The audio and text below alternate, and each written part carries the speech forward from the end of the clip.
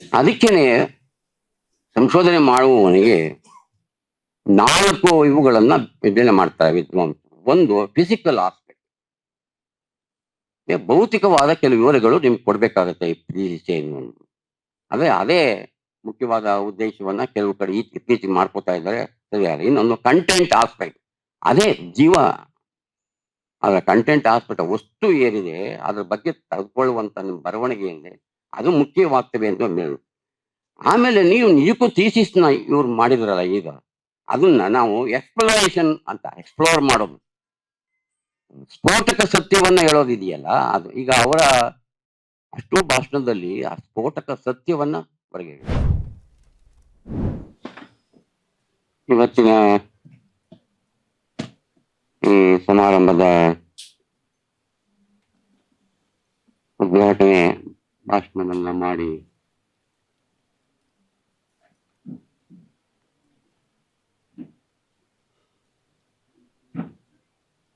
ನಮ್ಮ ಮಹಾಕಾವ್ಯ ಪರಂಪರೆಗಳನ್ನ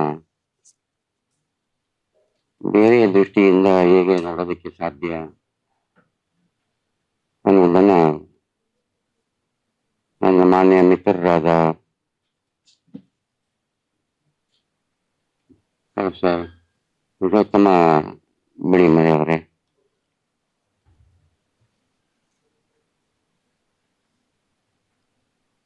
ಈ ಮೇಷ್ಟ್ರು ಆದವರಿಗೆ, ಮೇಷ್ಟ್ರು ಅಂತಾನೆ ಕರಿಬೇಕು, ಬೇರೆ ಪದ ಬೇಡ, ಮೇಷ್ಟ್ರು ಆದವರಿಗೆ ಯಾರಾದರೂ ಎಲ್ಲಾದರೂ ಬಸ್ನಲ್ಲಿ ಹೋಗ್ಲಿ, ರೈಲ್ವೆ ಹೋಗ್ಲಿ, ಎಲ್ಲ ಕೂತಿರ್ಲಿ, ನೀವು ನಮ್ಗೆ ಮೇಷ್ಟ್ರ ಆಗಿದ್ರಿ, ನಾನು ನಿಮ್ಮ ಶಿಷ್ಯ ವಿದ್ಯಾರ್ಥಿ ಅಂದ್ರೆ ಅದಕ್ಕಿಂತ ಸಂತೋಷಕರವಾದಂತ ವಿಷಯ ಇನ್ನೊಂದೇ ಇರೋದಿಲ್ಲ. ನನ್ನನ್ನ ಸುಮಾರು ಸಾರಿ ಕೇಳಿದ್ದಾರೆ ಕೆಲವರು, ಅದಕ್ಕೆ ಉತ್ತರನೂ ಕೊಟ್ಟಿದೆ. ನಿಮ್ಮ ಜೀವನದ ಅತ್ಯುತ್ತಮವಾದಂತ ಕ್ಷಣಗಳು ಯಾವುದು ಅಂತ ಕೇಳಿದ್ದೀನಿ. ಅದಕ್ಕೆ ನಾನು ಅವ್ರಿಗೆ ಕೊಟ್ಟೆ, ನನ್ನ ಅತ್ಯುತ್ತಮವಾದ ಕ್ಷಣಗಳು ಅಂದ್ರೆ ತರಗತಿಯಲ್ಲಿ ನಾನು ಪಾಠ ಮಾಡುವ ಸಂದರ್ಭಗಳಿದೆಯಲ್ಲ ಅವಧಿ, ಅದು ಹಾಗೆ ಅಂತ ಕೂಡ ನಾನು ಬಹಳ ಸಾರಿ ಹೇಳಿದ್ದೆ. പക്ഷെ ಆ ತರದ ಒಂದು ನೆನಪನ್ನ ತಂದು ಕೊಟ್ಟ ಮಾನ್ಯ ಹೆಸರು ವಯಸ್ಸು ಮತ್ತೆ ತಿಮ್ಮೇಶ್ ಅವರಲ್ವಾ,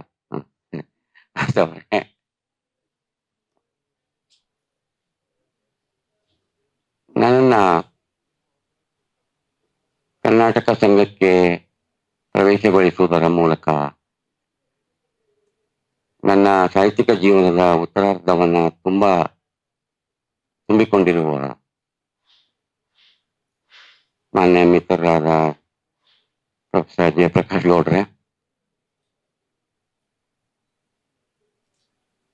ನನ್ನ ಶಿಷ್ಯ ಮಿತ್ರರಾದಂತ ಡಾಕ್ಟರ್ ಮಾರಾ ಅವರೇ, ಕೆಂಪಮ್ಮ ಅವರೇ, ಇಲ್ಲಿ ನೆರೆದಿರುವಂತ ಎಲ್ಲ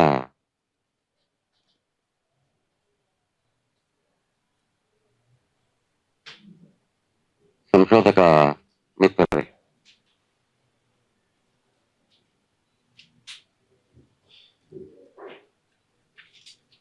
ನಮ್ಮ ಸುದೀರ್ಘವಾದ ಭಾಷಣದ ಸಂದರ್ಭಗಳಲ್ಲಿ ಪ್ರೊಫೆಸರ್ ಬಿಳಿಮಲೆ ಅವರು ಕನ್ನಡ ಸಾಹಿತ್ಯಕ್ಕೆ ಸಂಬಂಧಿಸಿದ ಹಾಗೆ, ಮಿಗಿಲಾಗಿ ಸಂಸ್ಕೃತಿಗೆ ಸಂಬಂಧಿಸಿದ ಹಾಗೆ ಅನೇಕ ಹೊಸ ಒಳವುಗಳನ್ನ ನಮಗೆ ಈ ಸಂದರ್ಭದಲ್ಲಿ ನೀಡಿದ್ದಕ್ಕಾಗಿ ಬಿಳಿಮಲೆ ಅವರಿಗೆ ನಾನು ನಿಮ್ಮೆಲ್ಲರ ಪರವಾಗಿ ಪೂರಕ ವಂದನೆಗಳನ್ನು ಸಲ್ಲಿಸ್ತೇನೆ.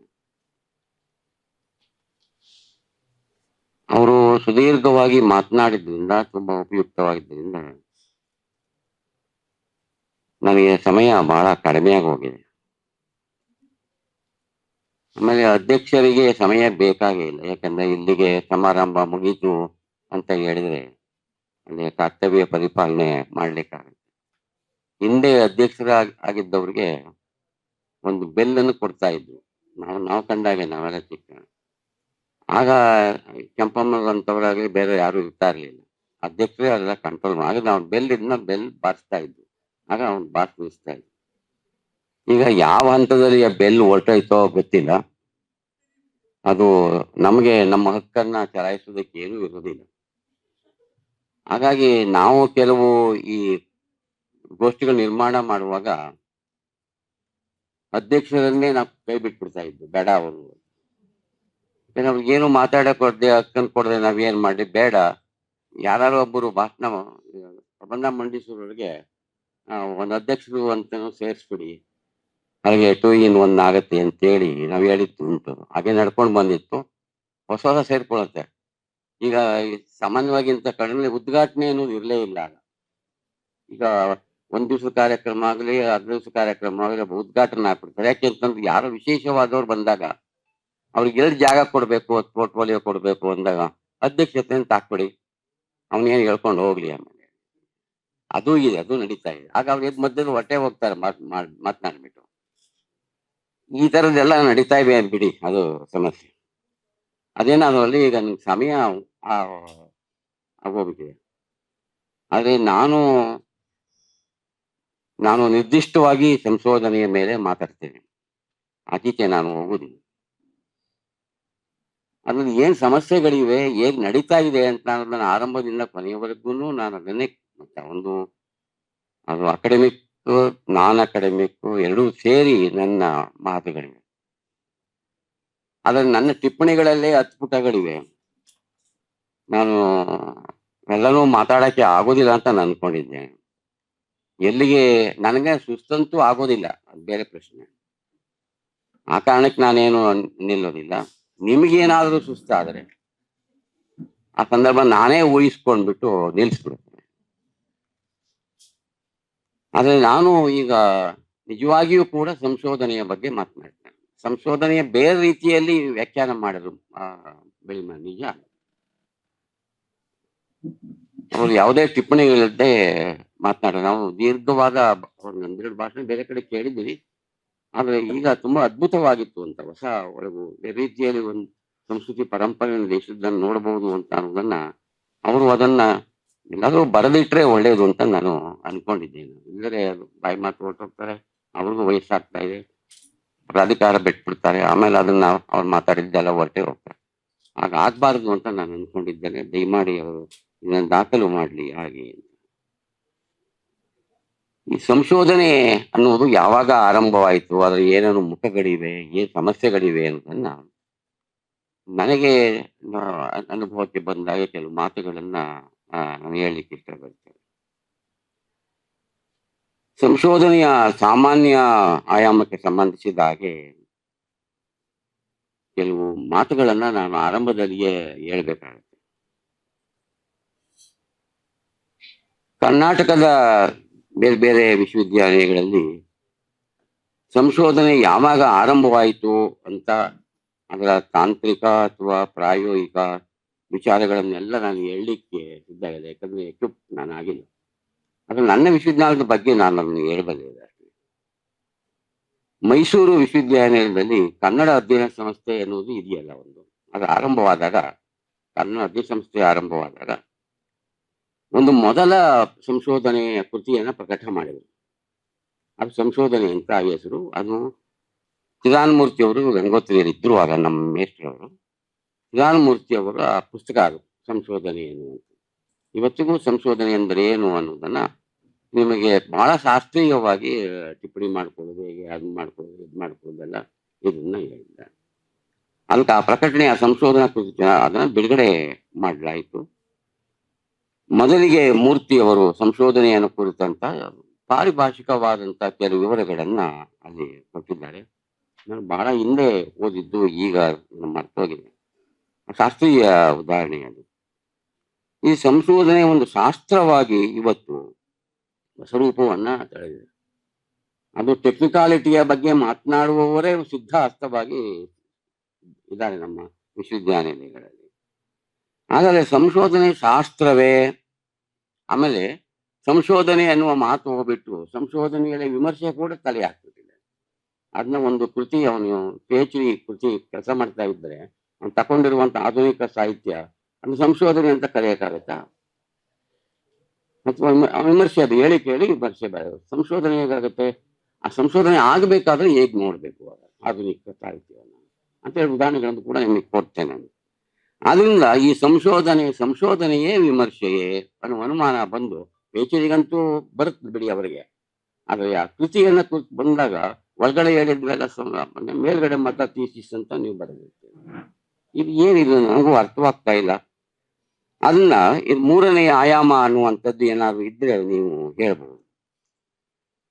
ಅದರಿಂದ ಆಗಿನ ವಿದ್ವಾಂಸರ ಅಭಿಪ್ರಾಯಗಳು ಮೊಟ್ಟ ಮೊದಲು ಬಂದಾಗ ಹೇಗಿದ್ದು ಅನ್ನೋದನ್ನ ನನ್ನ ಇಬ್ಬರು ಮೇಷ್ಟ್ರುಗಳು ವಿದ್ವಾಂಸರು ಅವರಿಗೆಲ್ಲ ಗೊತ್ತಿರುವವರೇ, ಕನ್ನಡದ ಖ್ಯಾತ ವಿದ್ವಾಂಸರಲ್ಲಿ ಆ ಇಬ್ಬರು ಬಂದಂತ ಅಭಿಪ್ರಾಯಗಳನ್ನ ಸುಮಾರು ಕಡೆ ಹೇಳಿದ್ದೀನಿ, ನೆನಪಿದ್ದೆ ನಿಮ್ಮ ರಾಮ ಇನ್ನರಿಗೆ ಯಾರೋ ಇದೆಯೋ ಗೊತ್ತಿಲ್ಲ. ಅದು ಅವ್ರ ಹೇಳಿದ್ರ ಅಂತ ಶಿವರುದ್ರಪ್ಪನವರು ಒಂದು ಮಾತು, ನಮ್ಮ ಮೇಷ್ಟ್ರಾಗಿದ್ದ ಇಲ್ಲೇ ಇದ್ದು ಗಂಗೋತ್ರಲ್ಲೇ ಇದ್ರಲ್ಲ ಅವ್ರು, ಆಮೇಲೆ ಬೆಂಗಳೂರಿಗೆ ಬಂದು ಮೇಷ್ಟ್ರವರು. ಅವರು ಒಂದ್ ಕಡೆ ಎಲ್ಲೋ ಬರೆದ ನೆನಪು, ನನಗೆ ನೆನಪಿಲ್ಲ ಏನಂದ್ರೆ ಸಂಶೋಧನೆ ಅವರು ಥೀಸಿಸ್ ಗೊತ್ತಿದೆಯಲ್ಲ, ಇದು ಕನ್ನಡದಲ್ಲಿ ಮೊದಲ ಥೀಸಿಸ್ ಅಂತ ನಾನು ಅನ್ಕೊಂಡಿದ್ದೇನೆ. ಅದು ಕನ್ನಡ ಪ್ರಾಚೀನ ಕನ್ನಡ ಕಾವ್ಯಗಳಲ್ಲಿ ಸೌಂದರ್ಯ ಬೋಧೆ ಅಂತ ಅವ್ರ ಹೆಸರು, ಸೌಂದರ್ಯ ಸಮೀಕ್ಷೆ ಅಂತ ಹೇಳಿ ಅದರ ಅಚ್ಚಾದ ಪುಸ್ತಕದ ಹೆಸರು. ಇದು ತುಂಬಾ ಚೆನ್ನಾಗಿದೆ, ಒಳ್ಳೆಯ ಅದು ಕುವೆಂಪು ಅವರು ಅವರ ಗೈಡ್ ಅವರು. ಯಾವ್ದ್ರಲ್ಲ ಒಂದು ಪದ್ಯ, ಸಣ್ಣ ಪದ್ಯ ನಾನು ಓದಿದ್ ನೆನಪು ಏನು ಹಾಗೆ ಅಂದ್ರೆ, ಈ ಸಂಶೋಧನೆಯ ಬಗ್ಗೆ ಅದಕ್ಕೆ ಟಿಪ್ಪಣಿ ಇವೆಲ್ಲ ಏನೋ ಬರ್ತಾವಲ್ಲ, ಅದಕ್ಕೆ ಟಿಪ್ಪಣಿಯ ಬಗ್ಗೆ ಒಂದು ಸಣ್ಣ ಏನು, ಸಂಶೋಧನೆಯ ಹಸುವಿಗೆ ಅಡಿ ಟಿಪ್ಪಣಿ ಕೆಚ್ಚಲು. ಸಂಶೋಧನೆಯ ಹಸು ಇದಲ್ಲ, ಅದು ಕೆಚ್ಚಲು ಅಂತ ಪಾಪ ಬಹಳ ಶ್ರದ್ಧೆಯಿಂದ ಶ್ರಮದಿಂದ ಬರೆದವರು. ಅದು ಮೊದಲ PhD ನಾನು ತಿಳಿದುಕೊಟ್ಟಿರುವ ಹಾಗೆ ಅದು ಕುವೆಂಪು ಅವರ ಇದೆ, ಸಂಶೋಧನೆಯ ಹಸುವಿಗೆ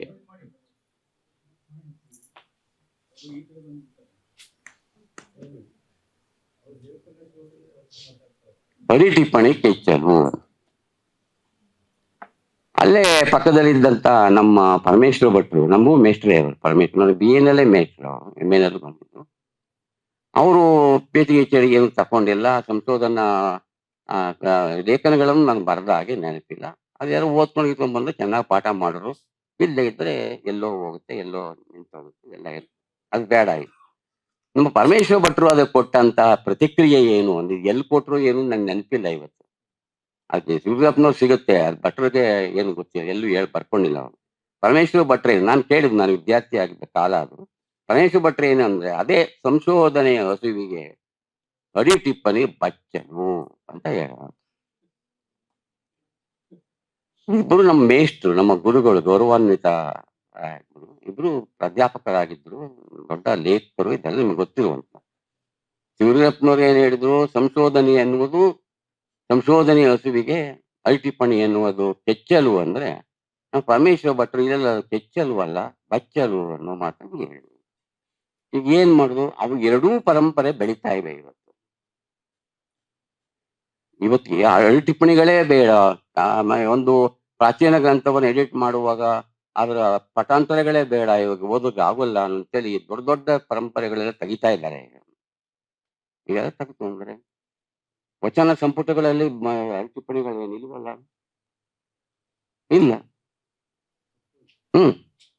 ಅಂತ ಎಷ್ಟೋ ಸಲ ಈಗ ಬಸವರಾಜರು ಅಷ್ಟ ಕಷ್ಟಪಟ್ಟು ಪ್ರಯೋಜನ ವಚನಗಳನ್ನ ಮಾಡಿ ಪರಮಾರ್ಥ ಅಂತ ಹೆಸರಿಟ್ಟು, ಅವರು ಒಂದ್ ಪುಟಕ್ಕೆ ಒಂದೇ ವಚನ ಕೊಟ್ಟು ಇವ್ರದೆಲ್ಲ ಅಡಿ ಟಿಪ್ಪಣಿಗಳನ್ನ ಮಾಡಿ ಬಹಳ ಕಷ್ಟಪಟ್ಟವರು ಕೂಡ ಇದು ನಡೆಯೋದಿಲ್ಲ ಈಗ ಅಂತ ಅಂದ್ಮೇಲೆ ಗೀತಾ ಬುಕ್ಕೋತ್ಸವ ಮೇಲೆ ಪ್ರಸಿದ್ಧವಾದ ಸಂಕಲನ ಪ್ರಕಟಿಸಿದ್ರು, ಅದರಲ್ಲಿ ಒಂದು ಅಡಿ ಟಿಪ್ಪಣಿಯೂ ಇಲ್ಲ. ಪ್ರಯೋಜನ ವಚನಗಳನ್ನ ಪಾಪುಲರ್ ಖರ್ಚಾದದ್ದು ಪರಮಾರ್ಥ ಅಲ್ಲ. ಆಮೇಲೆ ಪರಮಾರ್ಥ ಅನ್ನು ಕೊಟ್ಟು ಹೆಸರು ಸರಿಯಲ್ಲ ಅನ್ನೋ ಮಾತ್ರ ಅವ್ರಿಗೆ ಗೊತ್ತಾಯಿತು. ಆಮೇಲೆ ಪ್ರಯೋಜನ ವಚನಗಳು ಅಂತ ಹಾಕಿದ್ರೆ ಮಾರಾಟ. ಇದು ಇಂಡಸ್ಟ್ರಿಗಳು ಬೇಕಾದಷ್ಟು, ಆದ್ರಿಂದ ಈಗ ಅಡಿ ಟಿಪ್ಪಣಿಗಳನ್ನು ಹಾಕಬೇಕಾದ ಅಗತ್ಯ ಇಲ್ಲ ಅನ್ನುವ ಇದರಲ್ಲಿ ಭಟ್ರ ಪರಂಪರೆಯೂ ಇದೆ, ಶಿವರಪ್ಪನ ಪರಂಪರೆ ಅಂತೂ ಇದ್ದೇ ಇದೆ ಅನ್ನುವಂತ ಒಂದು ಇದು. ಇನ್ನೊಂದು ನನಗೆ ತುಂಬಾ ಆತಂಕಗೊಳಿಸಿರುವಂತಹ, ನಾನು ಕೇಳಿದಂತ ಒಂದು ವಿಚಾರ, ನಾನು ಓದಿದ ಮೇಲೆ ಅದು ಒಂದು ಸಂಶೋಧನೆ ಎನ್ನುವುದು ಕನ್ನಡ ಸಾಹಿತ್ಯಕ್ಕೆ ಮೀಸಲೇನು ಅಲ್ಲ. ನಾನು ಕೊಡ್ತಾ ಇರೋದು ಸಮಾಜಶಾಸ್ತ್ರದ ಒಂದು ಉದಾಹರಣೆ. ಸಮಾಜಶಾಸ್ತ್ರದಲ್ಲಿ ಭಾರತದಲ್ಲಿ ಬಹಳ ಪ್ರಸಿದ್ಧ ವಿದ್ವಾಂಸರಲ್ಲಿ ಒಬ್ಬರು MN ಶ್ರೀನಿವಾಸ, ಕೆಲವರಿಗೆ ಆಮೇಲೆ ಹೆಸರು ನಿಮ್ಗೆ ಗೊತ್ತಿರಬೇಕು. ಅವರು ಮೈಸೂರು ಜಿಲ್ಲೆಯ ಶ್ರೀರಾಂಪುರ ಅಂತ ಒಂದು ಊರಿದೆ. ಆ ಊರನ್ನ ಅವರ PhDಗೆ ಆಯ್ಕೆ ಮಾಡ್ಕೊತಾರೆ. ಅವರು ತಮ್ಮ ಥೀಸಿಸ್‌ನ ಸಬ್ಮಿಟ್ ಮಾಡಿರೋದು ಅಮೆರಿಕದಲ್ಲಿ. ಅಮೆರಿಕದಲ್ಲಿ ಯಾವುದೋ ಸ್ಕಾಲರ್‌ಶಿಪ್ ಮೇಲೆ ವರ್ಕ್ ಮಾಡಿರ್ತಾರೆ. ಈ ಊರನ್ನು ತಂದ್ಕೊಡುತ್ತಾರೆ. ಎಲ್ಲ ನಮ್ ಕೆಲಸ ಮಾಡಿ ಆ ಊರಿಗೆ ಬಂದು ಅದನ್ನ ಮಾಡಿ ಏನೇನು ಮಾಡಬೇಕೋ ಅದನ್ನ ಸಂಪೂರ್ಣವಾಗಿ ಇದ್ ಮಾಡ್ಕೊಂಡು, ಬರೆದುಕೊಂಡು ಅಮೆರಿಕಕ್ಕೆ ಹೋಗ್ತಾರೆ. ಕೊನೆಯಲ್ಲಿ ಅಷ್ಟೇ ಹೇಳ್ತಾ ಇದ್ದೀನಿ ನಾನು. ನನಗೆ ಶ್ರೀನಿವಾಸನ ನೋಡಿಲ್ಲ ನಾನು. ಅದು ತುಂಬಾ ಗೌರವಾನ್ವಿತ ವ್ಯಕ್ತಿ ಅಂತ ನಾನು ಅನ್ಕೊಂಡಿದ್ದೇನೆ. ಅವರು ಅಲ್ಲಿಗೋಗಿ ಅವರು ತಮ್ಮ ಎಲ್ಲೋ ಇಳ್ಕೊಳ್ತಾರೆ. ಮಾರನೇ ದಿವಸ ತಮ್ಮ ಇಡೀ ಥೀಸಿಸ್‌ನ ಎಲ್ಲೇನೋ ಟೈಪ್ ಮಾಡಿಯೋ ಏನೋ ಮಾಡ್ಕೊಂಡು ಹೋಗಿದ್ರು. ಅದನ್ನ ಸಬ್ಮಿಟ್ ಮಾಡಬೇಕು ನಾಳೆ ದಿವಸ. ನಾಳೆ ಸಬ್ಮಿಟ್ ಮಾಡಬೇಕು ಅನ್ನುವಂತ ಅವರ ಥೀಸಿಸ್ ಅದರ ಹಿಂದಿನ ದಿವಸ ಅವರ ರೂಮಿನ ಶಾರ್ಟ್ ಸರ್ಕ್ಯುಲೇಟ್ ಆಗ್ಬಿಟ್ಟು ಇಡೀ ಕಂಪ್ಲೀಟ್ ಆಗಿ ಭಸ್ಮ ಆಗ್ಬಿಡುತ್ತೆ. ಸುಟ್ಟೋಗ್ಬಿಡುತ್ತೆ. ಒಂಚೂರು ಅಡಿ ಟಿಪ್ಪಣಿ ಕೂಡ ಯಾವುದೂ ಸಿಕ್ಕುವುದಿಲ್ಲ ಅವ್ರಿಗೆ. ಎಲ್ಲ ಸಂಪೂರ್ಣವಾಗಿ ನಾಶವಾಗ್ಬಿಡುತ್ತೆ. ಏನ್ ಮಾಡೋದೀಗ? ಎಷ್ಟು ಆಘಾತವಾಗಿ ನಾನು ಸುಮ್ಮನೆ ಅದನ್ನ ಕಥೆ ಹೇಳ್ದಂಗೆ ಹೇಳ್ತಾ ಇದ್ದೀನಿ. ಅವ್ರಿಗೆ ಶ್ರೀನಿವಾಸ್ ಅವ್ರಿಗೆ ಎಷ್ಟು ಆಘಾತವಾಗಿರ್ಬೇಕು. ಮುಂದಿನ ಬೆಳವಣಿಗೆ ನೋಡಿ ಚೆನ್ನಾಗಿದೆ. ಅವ್ರ ಗೈಡ್ ಇದೆಯಲ್ಲ ಬಹಳ ದೊಡ್ಡ ಮನುಷ್ಯ ಅವನು, ಮಹಾನುಭಾವ. ಅವ್ರ ಗೈಡಿಗೆ ವರದಿ ಹೋದ್ಮೇಲೆ ಅವರು ಯಾಕೆ ಹೆದರುತ್ತಿ ನೀನು? ಸ್ವಲ್ಪ ನನ್ನ ಮಾತನ್ನ ಕೇಳು. ನೀನು PhD ಮಾಡುವಾಗ ಆ ಊರನ್ನ ನಿನ್ನ ಮನಸ್ಸಿನಲ್ಲಿ ಇಟ್ಕೊಂಡಿದ್ದೆ ತಾನೆ. ನೀನು ಮಾಡುವಾಗ ಅದರ ಪ್ರತಿಯೊಂದು ವಿವರಗಳು ನಿನ್ನ ಮನಸ್ಸಿನಲ್ಲಿ ಅಚ್ಚೊತ್ಕೊಂಡಿವೆ ತಾನೆ ಇವೆ. ಎಲ್ಲವೂ ನಿನಗಿದೆ. ನೀನು ಎಳ್ ಟಿಪ್ಪಣಿ, ಪಳೆ ಟಿಪ್ಪಣಿ ಏನು ಹಾಕಕ್ಕಾಗಲ್ಲ. ಅಷ್ಟೇ ಅಲ್ವಾ? ಉಳಿದೆಲ್ಲ ವಿಷಯ ನಿನಗೆ ಗೊತ್ತಿದೆ. ಹೌದು ಸರ್. ಹಾಗಾದ್ರೆ ನಿಂಗೆ ನೆನಪಿಗೆ ಬಂದದನ್ನ ಬರೆದು ಬಿಟ್ಟು ಸಬ್ಮಿಟ್ ಮಾಡು. ನಿನ್ ಮನಸ್ಸಿನಲ್ಲಿ ಏನಿದೆ ಆ ಊರಿನ ಬಗ್ಗೆ ಏನು ಸೋಷಿಯಲಾಜಿಕಲ್ ಆಗಿ ಏನು ಇಂಪ್ಲಿಕೇಶನ್ ನೀನು ಮಾಡಿದ್ಯೋ ಅದು ಎಲ್ಲವನ್ನೂ ಕೂಡ ಒಂದು ರೀತಿಯಲ್ಲಿ ಬರೆದು ಬಿಟ್ಟು ನೀನು ಸಬ್ಮಿಟ್ ಮಾಡು. ಅದಕ್ಕೆ ಆಧಾರ ಗ್ರಂಥಗಳು ಯಾವುದು ಎತ್ತ ಆಧಾರ ಗ್ರಂಥಗಳು ಹಾಕ್ಬೋದು. ಕೈ ಟಿಪ್ಪಣಿಗಳು ಕೊಡಕ್ಕಾಗಲ್ಲ. ಬೇಡ, ಏನು ಬೇಡ. ಅದನ್ನ ಅವರು ರಿಮೆಂಬರ್ಡ್ ವಿಲೇಜ್ ಅಂತ ಹೇಳಿ ಸಬ್ಮಿಟ್ ಮಾಡ್ತಾರೆ. ಇವತ್ತು ನೋಡ್ಲಿಕ್ಕೆ ಸಿಗುತ್ತೆ ಕೃತಿ, ದಯವಿಟ್ಟು ಮಾಡ್ಬೋದು. ಆ ರಿಮೆಂಬರ್ಡ್ ವಿಲೇಜ್‌ಗೆ ಅವ್ರಿಗೆ PhD ಅಮೆರಿಕದಲ್ಲಿ ದೊರೀತದೆ. ಈ ದೇಶದಲ್ಲಿ ದೊರೀತಾ ಇರಲಿಲ್ಲ. ಬೇರೆ ಪ್ರಶ್ನೆ ಇಟ್ಕೊಳ್ಳಿ. ರಿಮೆಂಬರ್ಡ್ ವಿಲೇಜ್ ಅನ್ನೋದು ಅವರಿಗೆ PhD ಬರುತ್ತೆ. ಅದನ್ನ ನನ್ನ ನೆನಪಿನ ಹಳ್ಳಿ ಅಂತೇಳಿ ಕನ್ನಡಕ್ಕೆ ಕೂಡ ಅನುವಾದಗೊಂಡಿದೆ. ನಮ್ಮ ಲೈಬ್ರರಿ ಸಿಗ್ತದೆ. ದಯಮಾಡಿ ಓದ್ಬೇಕು ನಮ್ಮ PhD ಮಾಡುವಾಗ. ಟಿಪ್ಪಣಿ ಏನು ಈ ಟಿಪ್ಪಣಿಗಳನ್ನೇ ಹಾಕ್ಬೇಕು ಅಂತ ಏನಿಲ್ಲ. ನನ್ನ ಕೈ ಕೆಳಗೆ ಒಬ್ಬರು ಕನ್ನಡ ಕಥಾ ಸಾಹಿತ್ಯದಲ್ಲಿ ಸಾಂಸ್ಕೃತಿಕ ಸಂಘರ್ಷ ಅಂತ ಹೇಳಿ ಮಾಡಿದ್ರು. ಅವರ ಹೆಸರು ಹೇಳಲ್ಲ.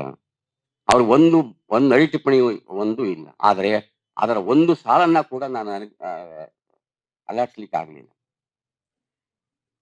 ಅಡಿ ಟಿಪ್ಪಣಿ ಬೇಡ ಅಂತ ನಾನು ಹೇಳ್ತಾ ಇದ್ನಲ್ಲ, ಬೇಕಾದಷ್ಟು ಅಡಿ ಟಿಪ್ಪಣಿ ನನ್ನ ಥೀಸಿಸ್ಸೇ ಅದು ಬೇರೆ ಪ್ರಶ್ನೆ. ಅಲ್ಲಿ ಒಂದು ಟಿಪ್ಪಣಿಯೂ ಇಲ್ಲ, ಅಡಿ ಟಿಪ್ಪಣಿಯೂ ಇಲ್ಲ. ಆದರೆ ಅದನ್ನ ಯಾವ್ದಾದ್ರು ಒಂದು ಸಾಲನ್ನ ತೆಗೆದುಹಾಕ್ಬೇಕು ಅಂತ ನಂದಕ್ಕೂ ಹೋದಾಗ ಯಾವುದೂ ಕಾಣಲಿಲ್ಲ ಅಂತ ಥೀಸಿಸ್. ಅಲ್ಲಿಗೆ ಥೀಸಿಸ್ಸು ಅಡಿ ಟಿಪ್ಪಣಿಗಳೇ ಬೇಕು ಅಂತೇನಿಲ್ಲ. ಅವನ ಕಂಟೆಂಟ್ ಏನ್ ಪ್ರೆಸೆಂಟ್ ಮಾಡಿದ್ದಾನೆ, ಎಷ್ಟು ಮಟ್ಟಿಗೆ ಬರೆದಿಟ್ಟಿದ್ದಾನೆ ಅದು ಶ್ರೀನಿವಾಸನದಲ್ಲಿ ಕೂಡ ಸಿಗುತ್ತೆ. ರಿಮೆಂಬರ್ಡ್ ವಿಲೇಜ್, ನನ್ನ ನೆನಪಿನ ಹಳ್ಳಿ. ಈಗ ಹಂಗಂದ್ರೆ ಎಲ್ಲರೂ ಥೀಸಿಸು ಹಿಂಗ್ ಬೆಂದೋಗ್ಬೇಕು ಅಂತ ನನ್ನ ಆಸೆ ಅಲ್ಲ. ಅಥವಾ ಆಮೇಲೆ ಅವನ ಗೈಡ್ಗಳು ಏನೋ ಮಾಡ್ಬೇಕು ಅಂತ ನನ್ನ ವಿಚಾರ ಅಲ್ಲ. ಬಟ್ ಕಷ್ಟ ಹೇಗಿದೆ ಕೊನೆಗೆ ಹಂತ ಅಥವಾ ಎದುರಿಸಿದ ಬಗೆಗೆ ಗೈಡು ನಿಜವಾದ ಗೈಡ್ ಏನ್ ಕೆಲಸ ಮಾಡಕ್ಕೆ ಅವಕಾಶ ಇದೆ. ಅವನು ಅವತ್ತು ಹೇಳದೆ ಹೋಗಿದ್ರೆ ಅವ್ನು PhD ಬರ್ತಾಯಿಲ್ಲ, ಬೇರೆ ಇನ್ಯಾವುದ್ರಲ್ಲಿ ಕಾಲ ಇರ್ತದೆ ಮಾಡ್ಕೊಬೇಕಾಯ್ತು. ಬಟ್ ಈ ನೆನಪು ನಾನು ಓದಿದರೆ ಅವನ ತಾದಾತ್ಮ್ಯ ಇದೆಯಲ್ಲ ಹಳ್ಳಿಯ ಬಗ್ಗೆ, ಅವನು ಎಷ್ಟು ಕೆಲಸ ಮಾಡಿದ್ರು. ಸುಮ್ಮನೆ ಹೋಗ್ಬಿಟ್ಟು ಯಾರೋ 4 ಜನ ಮಾತನ್ನು ಕೇಳ್ಕೊಂಡು ಬರ್ಕೊಂಡು ಬಂದಲ್ಲ. ಸಂಪೂರ್ಣವಾಗಿ ಅದು ಈ ಟಿಪ್ಪಣಿಗಳನ್ನು ಹೇಳ್ದೆ, ಹೆಸರುಗಳನ್ನ ಹೇಳ್ದೇನೆ ಇಡೀ ಕೃತಿಯಲ್ಲಿ ಆ ವಸ್ತು ಇದೆಯಲ್ಲ ಅದಕ್ಕೆ ಅದ್ಭುತವಾದಂತ ಆಯಾಮ ಬರುವಾಗೆ ಆ ರಿಮೆಂಬರ್ಡ್ ವಿಲೇಜ್ ಕೂಡ ಪುಸ್ತಕ ಇದೆ.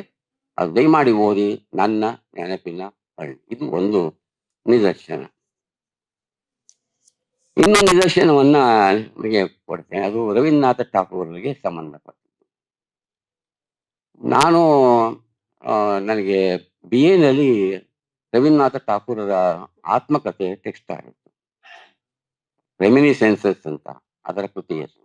ತುಂಬಾ ದೊಡ್ಡ ಕೃತಿ ಏನಲ್ಲ, ಒಂದು 200-300 ಪುಟದ್ದು ನಂಗೆ ನೆನಪಿಲ್ಲ. ನನಗೆ ಅಧ್ಯಯನಕ್ಕೆ ಅವಕಾಶ ಆಗಲಿಕ್ಕೆ ಅದು ಟೆಕ್ಸ್ಟ್ ಬುಕ್ ಆದ್ರಿಂದ ನಾನು ಓದಿದ್ದು ಇದೆಲ್ಲ ಇದು ನೆನಪಿನಲ್ಲಿ ನಾನು ಆ ಮಾತನ್ನು ಹೇಳ್ತೇನೆ. ಅಲ್ಲಿ ಠಾಕೂರವರು ಒಂದು ವಿಷಯವನ್ನ ಪ್ರಸ್ತಾಪ ಮಾಡ್ತಾರೆ. ಯಾಕೆ ಅಂದ್ರೆ ಇಂಗ್ಲೆಂಡಿನಲ್ಲಿ ಹೋಗಿ PhD ಪಡೆದುಕೊಂಡಂತ ಒಬ್ಬ ಭಾರತೀಯನ ಬಗ್ಗೆ ಇದೆ. ಆ ಯಾರ ವಸ್ತು ಅಂದ್ರೆ ಸ್ವತಃ ಠಾಕೂರರ ಮೇಲೆ ಒಂದು PhD ಥೀಸಿಸ್ ಅನ್ನ ಅವನು ಪ್ರೊಡ್ಯೂಸ್ ಮಾಡ್ತಾನೆ ಇಂಗ್ಲೆಂಡ್ನಲ್ಲಿ. ಅದಕ್ಕೆ PhD ಲಭ್ಯ ಆಗುತ್ತೆ. ಆದ್ರೆ ಬಹಳ ವಿಷಾದವಾದ ಸಂಗತಿ ಏನು ಅಂದ್ರೆ, ಅವರೇ ಠಾಕೂರ್ ಹೇಳಿದರೆ, ಈ ಠಾಕೂರ್ ಇದಾನಲ್ಲ, ರವೀಂದ್ರನಾಥ ಠಾಕೂರ್ನು, ಇವನು ಯಾರೋ ಅವನ ಥೀಸಿಸ್ ಇಂಗ್ಲೆಂಡ್ನಲ್ಲಿ ತಕ್ಕೊಂಡಿರುವಂತ ಅವನ ರವೀಂದ್ರನಾಥ ಠಾಕೂರು ಮಧ್ಯಕಾಲೀನದಲ್ಲಿ ಇದ್ದವನು. ಮಿಡ್ಲ್ ಪೀರಿಯಡ್ ಅಂದ್ರೆ 15-16ನೇ ಶತಮಾನದವನು ಅಂತೇಳಿ ಪ್ರೂವ್ ಮಾಡಿ PhD ಬಂದ್ಬಿಟ್ಟಿದೆ. ಯಾರು ಪ್ರಶ್ನೆ ಮಾಡೋ ಪ್ರಶ್ನೆ ಬರೋದಿಲ್ಲ. ಆದ್ರಿಂದ ಅವನಿಗೆ ಠಾಕೂರರು ಅವನ ಕಾಲದಲ್ಲಿ ಬದುಕಿದ್ರು ಕೂಡ ಅವತ ನೋಡಿದವನಲ್ಲ. ಇಂಥತಿ ಈಗ ನಾನು 3-4 ಇದನ್ನ ಹಿಂಗಾದ್ರೆ ಹೇಗೆ? ಏನ್ ಮಾಡೋಣ? ಹೇಗೆ 3 ಕಥೆಗಳನ್ನ ನಿಮಗೆ ಹೇಳಿದ್ದೀನಿ. ಪರಮೇಶ್ವರ ಭಟ್ರು ಮತ್ತೆ ನಮ್ಮ ಗುರು ಸೂರ್ಯಪ್ಪನ ಸಮಸ್ಯೆ ಒಂದು, ಆಮೇಲೆ MN ಶ್ರೀನಿವಾಸ್ ಬಗ್ಗೆ, 3ನೇದಾಗಿ ನಮ್ಮ ಠಾಕೂರರ. ಇಂಥವು ಇವತ್ತೂ ಆಗಿವೆ, ಆಗ್ತವೆ ಬೇರೆ ಬೇರೆ ರೀತಿಯಲ್ಲಿ. ನಾನು ಇದೇ ತರ ಆಗತ್ತೆ ಅಂತ ಅನ್ನುವಂಥದ್ದು ಅಲ್ಲಿಗೆ ಅದು ಬಿಡ್ತೀನಿ, ಅದನ್ನ ಎಳೆಯಕ್ಕೆ ಹೋಗೋದನ್ನ. ಈ ಸಂಶೋಧನೆ ಅನ್ನೋದನ್ನ ನಾನು ಆರಂಭದಲ್ಲಿ ಸಂಶೋಧನೆ ಅನ್ನೋದನ್ನ ಆಧುನಿಕ ಸಾಹಿತ್ಯಕ್ಕೆ, ಪ್ರಾಚೀನ ಕಾವ್ಯಗಳು ಹೇಗೂ ಸಂಶೋಧನೆ ಅಳವಡಿಸ್ಬೋದು ಈಸಿಯಾಗಿ. ಈ ಕುವೆಂಪು ಅವರನ್ನೋ ಬೇಂದ್ರೆ ಅವರನ್ನೋ ಬೇರೆ ಯಾರ್ದು ಎತ್ಕೊಳ್ಬಾರ, ಬೇಂದ್ರೆಯವರ ಕಾವ್ಯ ಅಂತ ನೀವು ತಕೊಂಡು ಥೀಸಿಸ್ ಮಾಡಿದ್ರೆ ನೀವು ಸಂಶೋಧನೆ ಅನ್ನೋದಕ್ಕೆ ಏನ್ ಪುರಾವೆ ಒದಗಿಸ್ತೀರಿ ಅಲ್ಲಿ? ಅದು ನಾನು ವಿಮರ್ಶೆ ಅಂತೀನಪ್ಪ. ನೀವು ಪ್ರತಿಯೊಂದು ಅಭಿಪ್ರಾಯ ಕೊಟ್ಟು ವಿಮರ್ಶೆ ಅಂತೀನಿ ನಾನು. ಸಾಹಿತ್ಯ ವಿಮರ್ಶೆ ಒಂದು ಬಂದಿದೆಯಲ್ಲ, ಅದಕ್ಕೆ ಸ್ವಲ್ಪ ಸಂಶೋಧನೆ ಬೆಳೆದಾಗೆ ವಿಮರ್ಶೆಯೂ ಕೂಡ ಆಧುನಿಕ ಸಾಹಿತ್ಯದಲ್ಲಿ ಬಂದಿದೆ. ನನಗೆ ಆಗ ಏನ್ ಮಾಡ್ತೀರಿ?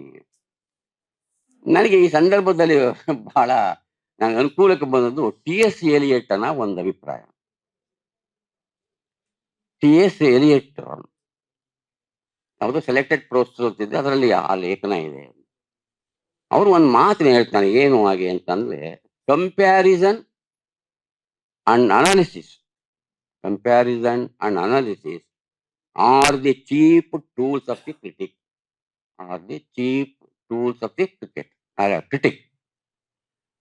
ಅಂದ್ರೆ ವಿಮರ್ಶಕನೊಬ್ಬನ ಪ್ರಮುಖ ಸಾಧನಗಳು ಅಥವಾ ಸಲಕರಣೆಗಳು ಅಂತ ಅಂದ್ರೆ ಹೋಲಿಕೆ ಮತ್ತು ವಿಶ್ಲೇಷಣೆ.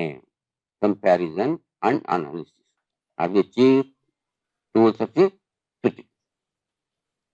ನನಗೆ ಇದು ಓದಾದ್ಮೇಲೆ ವಿಮರ್ಶೆಗೆ 2 ಸಲಕರಣೆಗಳು, ಒಂದು ಕಂಪ್ಯಾರಿಸನ್ ಮಾಡಬೇಕು, ಇನ್ನೊಂದು ರೀತಿಯಲ್ಲಿ ಅನಾಲಿಸಿಸ್ ಮಾಡಬೇಕು. ಕಂಪ್ಯಾರಿಸನ್, ಅನಾಲಿಸಿಸ್, ಹೋಲಿಕೆ ಮತ್ತು ವಿಶ್ಲೇಷಣೆ, ಇವೆರಡೂ ಕೂಡ ವಿಮರ್ಶೆಯ 2 ಸಲಕರಣೆಗಳು ವಿಮರ್ಶಕನಿಗೆ. ನಾನು ಸ್ವಲ್ಪ ಇದೆಲ್ಲ ಮಾಡ್ತಾ ಇರುವಾಗ ನನಗೆ ಅನಿಸ್ತು, ಈ 2ನ್ನು ನಾವು ಸಂಶೋಧನೆಯಲ್ಲಿ ಮಾಡ್ತೀವಲ್ಲ, ಸಂಶೋಧನೆ ಮಾಡೋದು ನಾವು ಹೋಲಿಕೆ ಮಾಡೇ ಮಾಡ್ತೀವಿ, ವಿಶ್ಲೇಷಣೆ ಅಂತೂ ಇದ್ದೇ ಇರುತ್ತೆ. ಆದ್ರಿಂದ ಎಲಿಯಟ್ಟನ ವಿಮರ್ಶಕನಿಗೆ ಹೇಳಿದಂತಹ ಈ ಮಾತು ಒಬ್ಬ ಸಂಶೋಧಕನಿಗೂ ಅನ್ವಯ ಮಾಡುತ್ತೆ. ಈ ಸಮರ್ಥಿಸಲಿಕ್ಕೋಸ್ಕರ ನಾನು ಕೊಳ್ಳಲ್ಲ, ನಾನು ಪ್ರಾಕ್ಟಿಕಲ್ ಕೆಲಸ ಮಾಡ್ತಾ ಇರುವಾಗ ಈಗ ಯಾವುದನ್ನೇ ಆಗ್ಲಿ, ಯಾರದೇ ಒಬ್ರು ನೀವು ಕಾವ್ಯ ಹಾಕ್ ಮಾಡ್ಕೊಂಡ್ರು ಕೂಡ ಸಂಶೋಧನಾಂಶಗಳನ್ನ ಏನ್ ಬರೆಯೋದು? ನಾನು ಆಮೇಲೆ ಹೇಳ್ತೀನಿ ಅದ್ರ ಸಮಸ್ಯೆಗಳೇನಿದೆ ಅನ್ನೋದು. ಅದನ್ನ ಸಂಶೋಧನೆಯಲ್ಲಿ ಈ ರೀತಿ ಹೋಲಿಕೆ ಮತ್ತು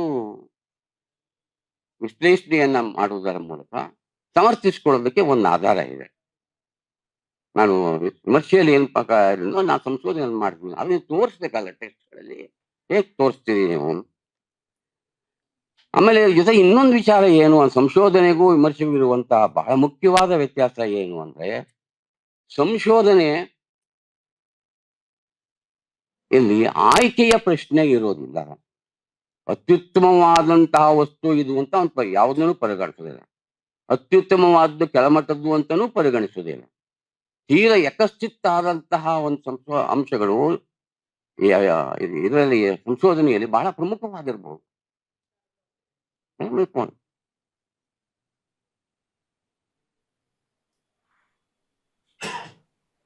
ಅಲ್ವಾ? ಸೊ ಅದರಿಂದ ಕುಮಾರರಾಮ ಬದುಕಿದ್ದಾಗ ಆ ಕಾಲದಲ್ಲಿ ಜೀವಿಸಿದ್ದಂತಹ ದೆಹಲಿಯ ಸುಲ್ತಾನ ಮಹಮ್ಮದ್ ಬಿನ್ ತುಘಲಕ್ ಆಗಿದ್ದರೆ, ನಾನು ತೀರ್ಥರಾಗಿದ್ದಾನೆ ಅಂತ ಹೇಳಿದ್ದೀನಿ. ಆಗಿದ್ದಾರೆ. ಕುಮಾರರಾಮನನ್ನ ಸೆರೆ ಹಿಡಿದು ತೆಗೆದುಕೊಂಡು ಹೋದ್ಮೇಲೆ ಕುಮಾರರಾಮನ ಏನಾದ ಅಂತ ಅನ್ನುವುದಕ್ಕೆ ಅಲ್ಲಿ ವಿವರ ಸಿಕ್ಕುದಿಲ್ಲ. ಇಬ್ನೋ ಬಟುಟನ್ನ ಪ್ರವಾಸಿ ಕಂಡ ಇಬ್ನೋ ಬಟುಟನ್ನ ತಕೊಂಡ್ರೆ ನಮಗೆ ಮೈ ನಡುಗ್ಬಿಡುತ್ತೆ. ನಮ್ಮ ಕುಮಾರರಾಮ ನಮ್ಗೆ ಆರಾಧ್ಯ. ಆದ್ರೆ ಇಬ್ನ ಬಟುಟನ ವಿವರಣೆ ಕೇಳಿದ್ರೆ ಕಣ್ಣೀರು ತಾನಾಗಿ ಬರುತ್ತೆ. ಈ ಶಿಕ್ಷೆಯಲ್ಲಿ ನೀವು ಏನ್ ಮಾಡ್ತೀರಿ ಇವಾಗಾದ್ರೆ? ಅದೇ ಕುಮಾರರಾಮ ಅವನ ತಂದೆ ಕಂಪಿಲರಾಯ, ಅವನ ಹಿಂದಿನ ಕಾಲದಲ್ಲಿ ಅಲಾವುದ್ದೀನ್ ಕಾಲದಲ್ಲಿದ್ದಾಗ ಅವನ ಸೇನಾನಿ ಮಲ್ಲಿಕಾಫರ್ ದಂಡಯಾತ್ರೆ ಮಾಡಿ ತೆಗೆದುಕೊಂಡುವಾಗ 3ನೇ ಬಲ್ಲಾಳನ್ನ ಸೆರೆ ಹಿಡಿದುಕೊಂಡು ಹೋಗ್ತಾನೆ. 3ನೇ ಬಲ್ಲಾಳ ಬಹಳ ದೊಡ್ಡ ಮನುಷ್ಯ. ಅವನು ನಾನು ಸ್ವಾಭಿಮಾನಕ್ಕೋಸ್ಕರವಾಗಿ ಇವ್ರು ನನ್ನನ್ನು ಏನು ಬಿಡೋದಿಲ್ಲ ಅಂತ ತಿಳ್ಕೊಳ್ಳಿ, ಅವನು ಹೋಗ್ತಾ ನನ್ನ ಕತ್ತಿಯಲ್ಲಿ ಚುಚ್ಕೊಂಡು ಆತ್ಮಹತ್ಯೆ ಮಾಡ್ಕೊಳ್ತಾನೆ. ಇಲ್ಲಿ ಲೋಕಲ್ ಆಗಿ ಕರ್ನಾಟಕದ ಇತಿಹಾಸದ ವೈರುಧ್ಯ ವಿಷಾದ ಎಷ್ಟು ಮಟ್ಟಿಗಿದೆ ಅಂತ ಅಂದ್ರೆ, ಕಂಪಿಲ ರಾಜ್ಯ ಮತ್ತು ಈ ಹೊಯ್ಸಳ ರಾಜ್ಯ ಇದು ಬಲ್ಲಾಳನ ಇದು ಅಕ್ಕಪಕ್ಕದ್ದು. ಅದೇ 3ನೇ ಬಲ್ಲಾಳನ ವಿರುದ್ಧವಾಗಿ ಹೋರಾಡ್ತಾ ಇದ್ದು ಇವರು ಕುಮಾರರಾಮ ಮತ್ತು ಕಂಪಿಲರಾಯ. ಅದೇ 3ನೇ ಬಲ್ಲಾಳನನ್ನ ಮಲ್ಲಿಕಾಫರ್ ಸೆರೆ ಹಿಡ್ಕೊಂಡು ಹೋಗ್ತಾ ಇದ್ದಾಗ ಕುಮಾರರಾಮ ಯಾಕೆ ವಿರೋಧ ಮಾಡಲಿಲ್ಲ? ಕುಮಾರರಾಮನ ವಿರೋಧ ಮಾಡಿದ್ರೆ 3ನೇ ಬಲ್ಲಾಳ ಕೂಡ ಉಳ್ಕೋತಿದ್ದ, ಕುಮಾರರಾಮ ಕೂಡ ಉಳ್ಕೋತಿದ್ದ. ಕುಮಾರರಾಮ ಆತ್ಮಾಭಿಮಾನ ತಾನಾಗೆ ಆತ್ಮಹತ್ಯೆ ಅಲ್ಲ 3ನೇ ಬಲ್ಲಾಳ. ಆದ್ರೆ ಕುಮಾರರಾಮನನ್ನ ಚೂರ್ ಮಾಡಿದ್ರು. ಈಗ ಯಾರನ್ನು ಬೈಕೊಳ್ಳೋದನ್ನ? ಆಳುವವರನ್ನೇ ಇವರು ಕಿತ್ತಾಡಿದ್ರಲ್ಲ. ಇವರು ಎಲ್ಲಿದೆ ಗ್ಲೋರಿ ಆಫ್ ವಿಜಯನಗರ ಅಂತೇಳಿ ನಮ್ಮ ಹಿಸ್ಟೋರಿಯನ್ ಬರೆದ್ರು. ಆದ್ರೆ ವಿಜಯನಗರದ ಪತನಕ್ಕೆ ಏನ್ ಕಾರಣ ಅಂತ ಅನ್ನುವುದು ನಿಮ್ಗೆ ಗೊತ್ತಾ? ರಾಮರಾಯ ನೆನಪು ಬರಲ್ವಾ ನಿಮ್ಗೆ?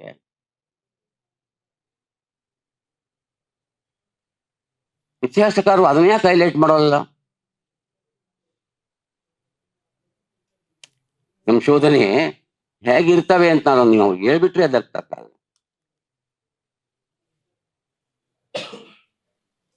ನನ್ನ ಸಂಶೋಧನೆಯಲ್ಲಿ ಒಬ್ಬ ಇತಿಹಾಸಕಾರರನ್ನ ಮಾಡ್ಬೇಕ ಬಂತು. ಶ್ರೀರಂಗಪಟ್ಟಣದ ಮುತ್ತಿಯನ್ನ ನಡಗುಲ್ಲ ಖಾನ ಆಕ್ರಮಣ ಮಾಡಿದಾಗ ಸೆರೆ ಹಿಡ್ಕೊಂಡು ಅದನ್ನು ಗೆದ್ದವನು ನಡಗುಲ್ಲ ಖಾನ ಅಂತ ಹೇಳಿ ಪ್ರತಿಪಾದನೆ ಮಾಡ್ತಾರೆ ಅವರು. ಯಾರು? ನಮ್ಮ ಇತಿಹಾಸಕಾರರೊಬ್ಬರು. ನನಗೆ ತುಂಬಾ ಬೇಕಾದವರು, ನನ್ಗೆ ಗೊತ್ತಿತ್ತು. ಅವರು ಪ್ರೊಫೆಸರ್, ಅವರು ಹಿಸ್ಟ್ರಿ ಪ್ರೊಫೆಸರ್. ಆದ್ರೆ ಗೆದ್ದವನು ರಣದುಲ್ಲ ಖಾನ್ ಅಲ್ಲ, ರಣಧೀರ ಕಂಠೀರವ ನರಸರಾಜ ಅಂತ ಅನ್ನುವುದನ್ನ ಲೋಕಲ್ ಶಾಸನಗಳು ಉಲ್ಲೇಖ ಮಾಡ್ತವೆ. ಆದ್ರೆ ಇತಿಹಾಸಕಾರನಿಗೆ ಇದ್ದದ್ದು ಐದರ್ನಾಮೆ ಡಾಕ್ಯುಮೆಂಟ್, ಅದು ಮುಸ್ಲಿಂ ಡಾಕ್ಯುಮೆಂಟ್. ಅದೇ ಕನ್ನಡದ ಡಾಕ್ಯುಮೆಂಟ್ ಬಗ್ಗೆ ಇವ್ ತೀರ್ಮಾನವೇ ತಗೊಳ್ಳಿಲ್ವಲ್ಲ ನಮ್ಮ ಮಕ್ಕಳು. ಅದ್ರಲ್ಲಿ PhD ಬರುತ್ತೆ ಅವ್ರಿಗೆ. ನನಗೂ PhD ಬಂದಿದ್ದಾರೆ ಅಲ್ಲಿ. ನಾನು ಇದನ್ನು ವಾದ ಮಾಡಿದೆ, ನಮ್ಮ ಗುರುಗಳು ತುಂಬಾ ಚೆನ್ನಾಗಿದೆ, ಸರಿಯಾಗಿದ್ದೇನೆ ನೀನು ವಾದ ಮಾಡಿರೋದು ಅಂತ ಹೇಳಿದ್ರು ನಮ್ಮ ನಾಯಕರು. ಸೊ ಇದು ಏನ್ ಮತ್ತೆ ನಾವು ಹಿಸ್ಟ್ರಿಯನ್ನ ಬರೀತಾ ಇದ್ದೀರಿ ಮತ್ತೆ. ಅದರಿಂದ ನಾನು ಆಯ್ಕೆಯ ಪ್ರಶ್ನೆ ಯಾಕೆ ಅಂತ ನಾನು ಮಾತು ಹೇಳೋಕೆ ಇದೆಲ್ಲ ಹೋಯ್ತೀನಿ. ಆಯ್ಕೆ ಅಂದ್ರೆ ಸಣ್ಣದು, ದೊಡ್ಡದು, ಚಿಕ್ಕದು, ಪವಿತ್ರವಾದ್ದು ಇಲ್ಲ, ಇದು ಯಾವುದನ್ನು ಇದು ಲೆಕ್ಕಿಸುವುದಿಲ್ಲ ಯಾವುದು ಸಂಶೋಧನೆ. ಆದ್ರೆ ವಿಮರ್ಶೆ ಅದು ಆಯ್ಕೆ ಮಾಡುತ್ತೆ, ನನಗೆ ಬೇಕಾದ್ದನ್ನು ಆಯ್ಕೆ ಮಾಡುತ್ತೆ. ನಮ್ಮ ವಿಮರ್ಶಕರಲ್ಲೇ ತಾನೆ, ಅವ್ರು ಬೇಕಾದ್ದನ್ನು ಆಯ್ಕೆ ಮಾಡಿ ವಿಮರ್ಶೆ ಬರೀತಾರೆ, ಬೇಡದವ್ರು ಬಿಟ್ಟು ಮುಂದಕ್ಕೆ ಹೋಗ್ತಾರೆ. ಯಾಕೆ ಅಂದ್ರೆ ನನಗೆ ಉಳಿದವ್ರು ನನಗೆ ಏನ್ ಬರ್ತೋ ಅದು ಬರದೆ. ಯಾಕೆ ಅಂತ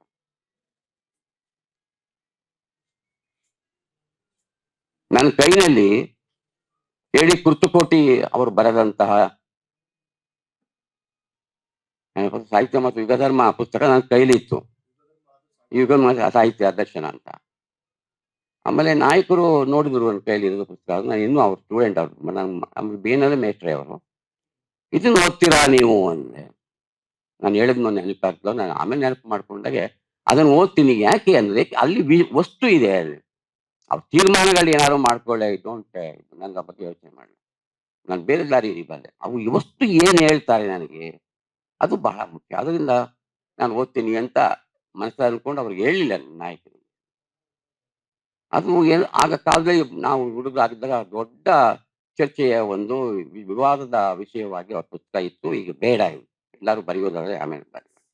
ಅದನ್ನ ವಿಮರ್ಶೆ ಆಯ್ಕೆಗೆ ಸಂಬಂಧಪಟ್ಟಿದ್ದು. ಪುಟಗಳು ಬೇಂದ್ರೆಯವರಿಗೆ ಇಷ್ಟು ಪುಟಗಳು, ಪೂತಿನವರಿಗೆ ಇಷ್ಟು ಪುಟಗಳು, ಕುವೆಂಪುರಿಗೆ ಇಷ್ಟು ಪುಟಗಳು ಅಂತೇಳಿ ಅವನು ಅಂತಾನೆ. ಅದು ಚರ್ಚೆ ಆಯ್ತಲ್ಲ. ಅವರೆಂದೂ ಕೂಡ ಕುರ್ತಕೋಟಿಯವರಂತವರು, ಕೀರ್ತಿಯವರು, ಕೀರ್ತನಾಥ ಕುರ್ತಕೋಟಿಯವರು ಎಂದೂ ಕೂಡ ಪುಟಗಳಲ್ಲಿ ಅವರು ಬೇಂದ್ರೆಯವರನ್ನ ದಾಟಿ ಕುವೆಂಪು ಅವರ ಪುಟಗಳು ಬರೋದಿಲ್ಲ. ಅದು ಗೊತ್ತು, ಇವೆಲ್ಲ ನಡೆದೋಗಿವೆ ಬಿಡಿ, ಈಗ ಯಾರು ಕೇಳೋದಿಲ್ಲ ಅವರ ವಿಚಾರಗಳ, ಬೇರೆ ಪ್ರಶ್ನೆ. ಆದ್ರೆ ಥೀಸಿಸ್ಗಳಲ್ಲಿ ನೀವು ಸಂಶೋಧನೆ ಅನ್ನುವುದು ಪಿ ಎಚ್ ಡಿ ಅಂತ ಆಗ್ಬೇಕಾದ್ದೇನಿಲ್ಲ, ಸ್ವತಂತ್ರ. ಹಾಗೆ ಹೇಳುವಾಗ ಆಯ್ಕೆ ಎನ್ನುವಂಥದ್ದು, ಆಯ್ಕೆ ಇಲ್ಲದೆ ಇರುವಂಥದ್ದು ವಿಮರ್ಶೆ. ಅವ್ರ ಆಯ್ಕೆ ಅವ್ರಿಗೆ ಇಷ್ಟ ಬಂದ ಆಯ್ಕೆ ಮಾಡ್ತಾರೆ, ಇಷ್ಟ ಬಂದಾಗ ಬರ್ಕೊಂಡು ಹೋಗ್ತಾರೆ. ಅದಕ್ಕೆ ಯಾಕೆ ಯೋಚನೆ ಮಾಡ್ತೀರಿ? ಕಾಲ ಬರುತ್ತೆ, ಹೊಟ್ಟೋಗಿದೆ. ಅದಕ್ಕೆ ಆಮೇಲೆ ಸಂಶೋಧನೆ ಎನ್ನುವಂಥದ್ದು ಏನು ಅಂದ್ರೆ ಅದೊಂದು ಅನ್ವೇಷಣಾ ಪ್ರಕ್ರಿಯೆ ಅಷ್ಟೇನೆ, ಒಂದು ಆವಿಷ್ಕರಣದ ಪ್ರಕ್ರಿಯೆ ಕೂಡ ಹೌದು. ಅದು ವೈಯಕ್ತಿಕವಾಗಿರುವ ಹಾಗೇನೆ ಸಾಂಸ್ಥಿಕವಾಗಿಯೂ ಕೂಡ ಇದೆ, ಅದು ಸಾಮೂಹಿಕವಾಗಿಯೂ ಕೂಡ ಇದೆ. ವೈಯಕ್ತಿಕ, ಸಾಂಸ್ಥಿಕ ಮತ್ತು ಸಾಮೂಹಿಕ ಈ 3 ನೆಲೆಗಳಲ್ಲಿ ಅದು ಕೆಲಸ ಮಾಡುತ್ತೆ. ಮತ್ತೆ ಶೋಧಿಸುವ ಮತ್ತೆ ಹುಡುಕುವ ಉದ್ದೇಶವನ್ನ ಅದು ಹೊಂದಿರುತ್ತದೆ ಅಂತ. ಇಂಗ್ಲಿಷ್ನಲ್ಲಿ ಅದಕ್ಕೆ ಬೇರೆ ಬೇರೆ ಡಿಸ್ಕವರ್ ಅಂತಾನೆ, ಇನ್ವೆನ್ಷನ್ ಅಂತಾನೆ, ಎಕ್ಸಾಮಿನ್ ಅಂತಾನೆ, ಎನ್ಕ್ವೈರಿ ಅಂತಾರೆ, ಇನ್ಕ್ವೈರಿ ಅಂತ, ಇದೆಲ್ಲ ಪದಗಳನ್ನೆಲ್ಲ ಅವರ ಕೊಟ್ಟಿದೆ. ನಾವು ಅದನ್ನೆಲ್ಲ ಮಾಡ್ಬೋದು. ಈ ಸಂಶೋಧನೆ ನೆನಪಿಟ್ಕೊಡಿ, ನಮ್ಗೆ ಬಂದದ್ದು ಪಾಶ್ಚಾತ್ಯರಿಂದ. ವಿಮಾನ ಕೆಲಸ ಮಾಡಬೇಕಾಗಿಲ್ಲ. 19ನೇ ಶತಮಾನದ ಹಿಂದೆ ಯಾರಾದ್ರು ಸಂಶೋಧನೆ ಎನ್ನುವ ಪದವನ್ನು ಬಳಸಿದಾರ ನಮ್ಮಲ್ಲಿ? ಎಲ್ಲರೂ ಕೆಲಸ ನಡೆದಿದೆಯಾ? ಈಗ ಟೀಕೆ ಟಿಪ್ಪಣಿ ಅಂತ ಬರೀತಿದ್ರು. ಇನ್ಯಾವುದು ವಿವರಣೆ ಕೊಡ್ಬೇಕಾದ್ರೆ ಅವ್ರಿಗೆ ವಚನಗಳು ಕೊಡಿದ್ರೆ ಅದು ಬೇರೆ ಏನು ಬೇರೆ ರೀತಿ ಕೊಡ್ತಾ ಇದ್ರು. ಯಾರು ಸಂಶೋಧನೆ ಎನ್ನುವ ಪದವ ರಿಸರ್ಚ್ ಅನ್ನುವ ಪದಕ್ಕೆ ನಾವು ಇಟ್ಕೊಂಡಿರುವಂಥದ್ದು ಪದ ಅದಷ್ಟೇ. ಅದು ನೇರವಾಗಿ ಬ್ರಿಟಿಷರ ಕಾಲದಲ್ಲಿ ಅದು ಮಿಷನರಿಗಳೇ ಅದನ್ನ ಮೊದಲು ತಂದವರು, ಮಿಷನರಿಗಳೇ ಕೆಲಸ ಮಾಡಿದವರು. ಅಲ್ಲಿಂದ ಇದು ಪ್ರಾರಂಭವಾಯಿತು ಅನ್ನೋದನ್ನ ನೀವು ಆಲೋಚನೆ ಮಾಡ್ಬೇಕಾಗುತ್ತೆ. ಇದು ಉದ್ದೇಶ ಏನು ಹಾಗೆ ಅಂತಂದ್ರೆ ಜ್ಞಾನದ ದಿಗಂತವನ್ನ ವಿಸ್ತರಿಸಬೇಕು ಅಂತ. ಒಬ್ಬ ಅದನ್ನೇ ಹೇಳ್ತಾನೆ, extend the horizon of the knowledge. Horizon of the knowledge, horizon of knowledge ಅಂದ್ರೆ ಜ್ಞಾನದ ದಿಗಂತಗಳನ್ನ ನೀವು ವಿಸ್ತರಿಸಬೇಕು. ಎಕ್ಸ್ಟೆನ್ಸ್. ನೀವು ಎಷ್ಟು ಥೀಸಿಸ್ಗಳು ಇರ್ತಾವೆ ನಮ್ಮಲ್ಲಿ ಪ್ರಕಟವಾಗಿರುವಂತಹ ಪಿ ಎಚ್ ಡಿ ಥೀಸಿಸ್ಗಳಲ್ಲಿ ಅರ್ಧಕ್ಕಿಂತ ಹೆಚ್ಚು ಭಾಗ ಪ್ರಕಟ ಆಗಿಲ್ಲ.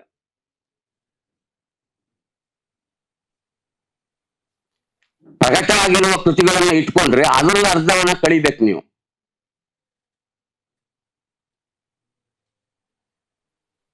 ಪ್ರಕಟ ಯಾವುದೋ ರೀತಿ ಬಂದ್ಬಿಡ್ತವೆ, ಎಲ್ಲವೂ ಇರುವುದಿಲ್ಲ. ಸೊ ಅದು ನಮಗೆ ಈ ಹೊರೈಸನ್ ಆಫ್ ನಾಲೆಡ್ಜ್ ಅದು ಮಾಡಬೇಕು ಅನ್ನುವಂತ ವಿಚಾರ ಇದೆ. ಈಗ ಪುರುಷೋತ್ತಮ ಬಿಳಿಮರಿಯವರು ಮಾಡಿದ ಭಾಷಣ ಅವ್ರಿನ್ನೂ ಬರೆದಿಲ್ಲ. ಅದು ನಮ್ಮ ನಾಲೆಡ್ಜನ್ನು ವಿಸ್ತರಿಸ್ತು. ನನಗೆ ಎಷ್ಟೋ ಹೊಸ ವಿಷಯಗಳನ್ನ ನಾನು ಕಂಡಿದ್ದೆ. ಅವರು ಆರಾಮವಾಗಿ ಮಾತಾಡಿದ್ರು. ಅದು ಅದೇ ನಾವು ಒಳವುಗಳು ಅಂತ ಅನ್ನುವಂಥದ್ದು. ಅದು ವಿಸ್ತರಿಸ್ತಾ ಇದೆ ನಮ್ಮ ನಾಲೆಡ್ಜನ್ನ ಅನ್ನುವಂಥ ಚಿತ್ರ. ಆಮೇಲೆ ಇನ್ನೊಂದು ಮುಖ್ಯವಾಗಿ ಏನು ಅಂದ್ರೆ ನಿನ್ನ ನ್ಯೂ ಫೈಂಡಿಂಗ್ಸ್ ಅಂದ್ರೆ ಏನು? ಥೀಸಿಸ್ ಅಂತ ನೀವು ಬರೆದಾದ್ಮೇಲೆ ಅದು ಒಂದು ರಿಪೋರ್ಟ್ ಆಗ್ಲಿ, ಒಂದು ಪುಸ್ತಕ ಆಗ್ಲಿ, ಒಂದು ಲೇಖನ ಆಗ್ಲಿ, ಒಂದು ಪಿ ಎಚ್ ಡಿ ವಿಚಾರವೇ ಆಗಲಿ, ಅಷ್ಟು ಇದನ್ನ ಸಬ್ಮಿಟ್ ಮಾಡ್ತಾರಲ್ವಾ, ಅಷ್ಟರಲ್ಲಿ ನಿನ್ನ ಹೊಸ ಅಂಶಗಳು ಏನ್ ಹೇಳ್ತಾ ಇದ್ವಿ, ನ್ಯೂ ಫೈಂಡಿಂಗ್ಸ್ ಏನು ಅಂತ ಹೇಳ್ಬೇಕು. ಸಾಮಾನ್ಯವಾಗಿ ಸಂಶೋಧನೆಯ ಈ 3 ದಾಖಲೆಗಳನ್ನು ಆಧರಿಸಿರುತ್ತದೆ. ಒಂದು ರಿಟರ್ನ್ ರೆಕಾರ್ಡ್ಸ್, ಎರಡದು ಅಲಿಖಿತ ಸಾಮಗ್ರಿ, ನಮ್ಮ ಹೋಗ್ತಿದ್ದಲ್ಲ ಅಲಿಖಿತ ಸಾಮಗ್ರಿ. ಇನ್ನೊಂದು ಪ್ರಯೋಗಶಾಲೆ, ಅದು ಸೈನ್ಸ್ ಹೆಚ್ಚು ಕಡಿಮೆ ಏನ್ ಮಾಡ್ತಾರೆ, ನಾವು ಕೆಲವೊಮ್ಮೆ ಬಳಸ್ಕೊಳ್ಬೋದು. ಸೊ ನಾವು ಕೆಲಸ ಮಾಡುವಾಗ ಲೇಖನವಾಗಲಿ, ರಿಪೋರ್ಟ್ ಆಗಲಿ, ಅಥವಾ ಸಂಶೋಧನೆ PhD ವಿದ್ಯಾಗಲಿ, ಒಂದು ಮೆಥಡಾಲಜಿ ಇರುತ್ತೆ. ನೀವು ಕೇಳಿ, ಅವ್ನ ಪುಸ್ತಕ ಆದ್ಮ್ಯಾಗ ನೀವು ವೈವಾ ಹಿಂದೆ ವೈವ ಎಲ್ಲ ಮಾಡ್ತಿದ್ವು ಚೆನ್ನಾಗಿ, ಈಗಿಲ್ಲ, ಏನೋ ಒಂದು ರೀತಿಯಲ್ಲಿ ಮಾರ್ಕ್ ಕಳಿಸ್ತಾರೆ. ಅವನು ಕೇಳಿ ಮೆಥಡಾಲಜಿಯನ್ನ ಏನು ಮತ್ತೆ ಯಾವ ಮೆಥಡಾಲಜಿಯನ್ನ ಅನುಸರಿಸ್ತೇ ಟೀಚಿಸಲಿ ಅಂತ. ಬಹು ಜನ ಹೇಳೋದಿಲ್ಲ, ಹೇಳಕ್ಕಾಗೋದಿಲ್ಲ. ನಾನು ಮೊದಲು ಮೆಥಡಾಲಜಿ ಅನ್ನೋದನ್ನು ಗೊತ್ತಿರ್ಬೇಕಲ್ಲ.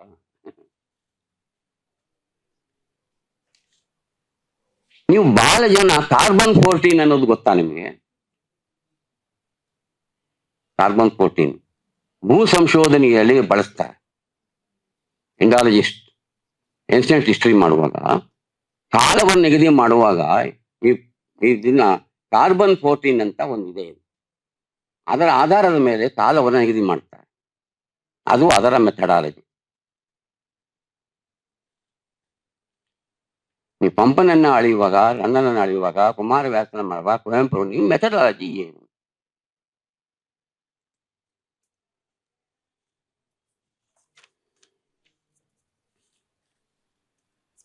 ಸಂಶೋಧನೆ ಎನ್ನುವಂಥದ್ದು ಸುಲಭ ನಡಿಗೆ ಏನಲ್ಲ. ಆರಂಭದಲ್ಲಿ ಸಮಸ್ಯೆಗಳಿಂದಲೇ ಆರಂಭವಾಗುತ್ತೆ. ಅದಕ್ಕೆ ಒಬ್ರು ಹೇಳ್ತಾರೆ, starts with problem. Starts with problem. ಸಮಸ್ಯೆಯ ಮೂಲಕ ಮೊದಲು ಆರಂಭ ಮಾಡುವುದು. ಏನ್ ಸಮಸ್ಯೆ ಬಂದಿದೆ?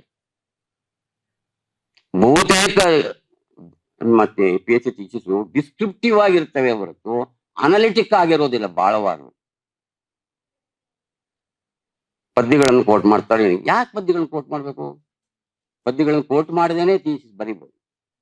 ನೀವು ಒಂದು ಯೋಚನೆ ಮಾಡೋ ಸಂದರ್ಭದಲ್ಲಿ ಸಾಲುಗಳನ್ನು ಹೇಳಿದ್ರೆ ಸಾಕಾಗತ್ತೆ. ಆದ್ರಿಂದ ಸ್ಟಾರ್ಟ್ಸ್ ವಿತ್ ಪ್ರಾಬ್ಲಮ್. ಎರಡನೇ ಮಾತು ಅಂದ್ರೆ ಕಲೆಕ್ಷನ್ ಆಫ್ ಡಾಟಾ, ದತ್ತಾಂಶಗಳನ್ನ ಸಂಗ್ರಹಿಸು. ಮೂರನೇದು ಅಂದ್ರೆ ಅನಾಲಿಸಿಸ್ ಆಫ್ ದೀಸ್. ನೀವು ಏನ ಡಾಟಾ ಮಾಡಿದ್ರೋ ಅದು ಅನಾಲಿಸಿಸ್ ಮಾಡ್ಬೇಕು, ವಿಶ್ಲೇಷಣೆ ಮಾಡ್ಬೇಕು, ಯಾವುದು ಸರಿ ಯಾವುದಲ್ಲ. ಈಗ ನಾನು ತೀಸಿ ಬರೆಯೋ ಹೊತ್ತಿಗೆ ಮೂರನೇ ಬಲ್ಲಾಳ ಮತ್ತೆ ಕುಮಾರರಾಮ ಇವರು ಟೆಕ್ಸ್ಟ್ ಸಿಗ್ತಲ್ಲ ನನ್ನ ಕನ್ನಡದಲ್ಲಿ. ಆಗ ಯಾರು ಅರ್ಲಿಯರು? ಪುಸ್ತಕದ ಪ್ರಕಾರವಾಗಿ ಅಲಾವುದ್ದೀನ್ ಬರುತ್ತೆ. ಆಗ ನಾನು ಅವನು ಏನಪ್ಪ, ಅವನು ಚೆನ್ನಾಗಿ ಹೇಳಿದ್ನಲ್ಲ, ಮತ್ತೆ ಹೊಡ್ತಾರೆ.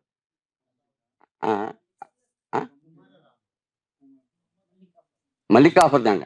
ಮಲ್ಲಿಕಾಫರು ಅಲ್ಲಾವುದ್ದೀನ್ ಸೇನಾನಿಯ ಹೊರತು ಮಹಮ್ಮದ್ ಬಿನ್ ತೊಲಕನ ಸೇನಾನಿ ಅಲ್ಲ. ಮಹಮ್ಮದ್ ಬಿನ್ ತೊಗಲಕ್ ಸೇನಾನಿ 3 ಜನ ಹೆಸರನ್ನ ಅಬ್ನಾ ಬಿಟ್ಟು ಇಟ್ಕೊಡ್ತಾರೆ. ಕಾವ್ಯದಲ್ಲಿ ಬಂದಿರೋದು ಸರಿಯಲ್ಲ. ಒಬ್ಬ ಮಾತಂಗಿ ಹೆಸರನ್ನ ಹೇಳ್ತಾನೆ ಕವಿ. ಇವತ್ತಿಗೂ ಕೂಡ ಮಾತಂಗಿ ಯಾರು ಅಂತ ನಮಗೆ ಗೊತ್ತಿಲ್ಲ. ಐತಿಹಾಸಿಕವಾಗಿ ಪ್ರೂವ್ ಆಗಿಲ್ಲ ಅದು. ಅಬ್ನಾ ದಯಮಾಡಿ ಓದಿ, ನಮ್ಗೆ ಇತಿಹಾಸ ಹೇಗಿರ್ತದೆ ಅನ್ನೋದು, ಏನೇನು ಮಾಡೋರಿದ್ದಾರೆ.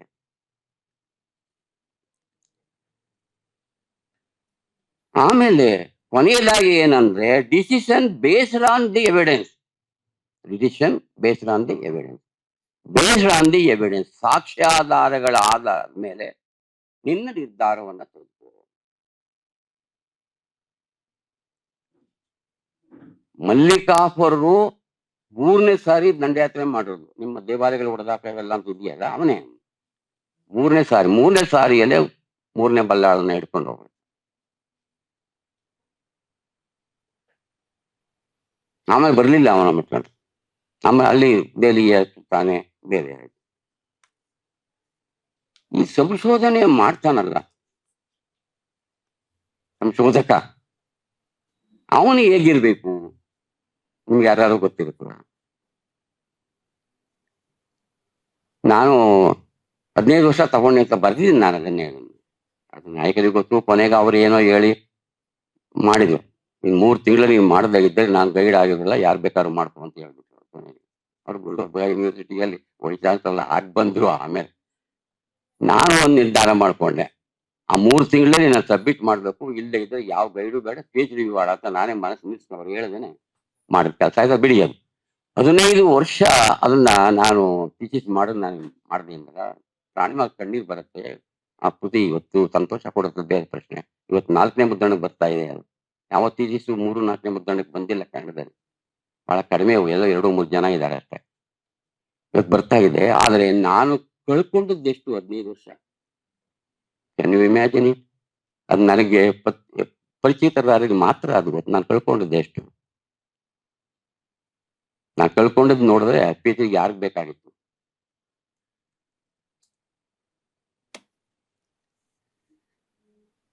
ಅದರಿಂದ ಈ ಸಂಶೋಧಕನ ಗುಣಲಕ್ಷಣಗಳನ್ನು ಹೇಳುವಾಗ ಪ್ರತಿಭೆಯನ್ನ ನಾವು ಸಾಮಾನ್ಯವಾಗಿ ಎಲ್ಲಕ್ಕೂ ಹೇಳುವಾಗ ಇಲ್ಲೂ ಹೇಳ್ತೀವಿ. ಆದ್ರೆ ಅದಕ್ಕಿಂತ ಪ್ರತಿಭೆಗಿಂತ ಬುದ್ಧಿ ಕೆಲಸ ಮಾಡ್ಬೇಕಿತ್ತು.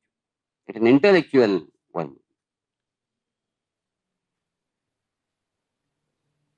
ಆಮೇಲೆ ಅವನು ಮೊದಲಾಗಿ ಆಸಕ್ತಿ ಇರಬೇಕು, ಅಭಿರುಚಿ ಇರಬೇಕು, ಅಭ್ಯಾಸ, ಪರಿಶ್ರಮ ಇವನ್ನೆಲ್ಲ ನಾವು ಹೇಳ್ತೇವೆ.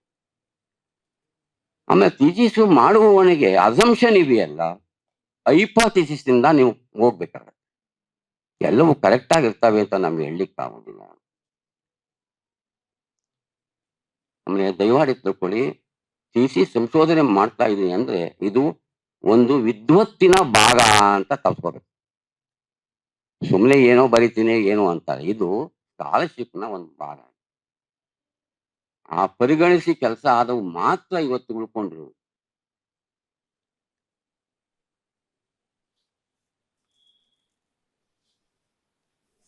ಅದಕ್ಕೇನೆ ಸಂಶೋಧನೆ ಮಾಡುವವನಿಗೆ 4 ಇವುಗಳನ್ನ ವಿಭಜನೆ ಮಾಡ್ತಾರೆ ವಿದ್ವಾಂಸರು. ಒಂದು ಫಿಸಿಕಲ್ ಆಸ್ಪೆಕ್ಟ್.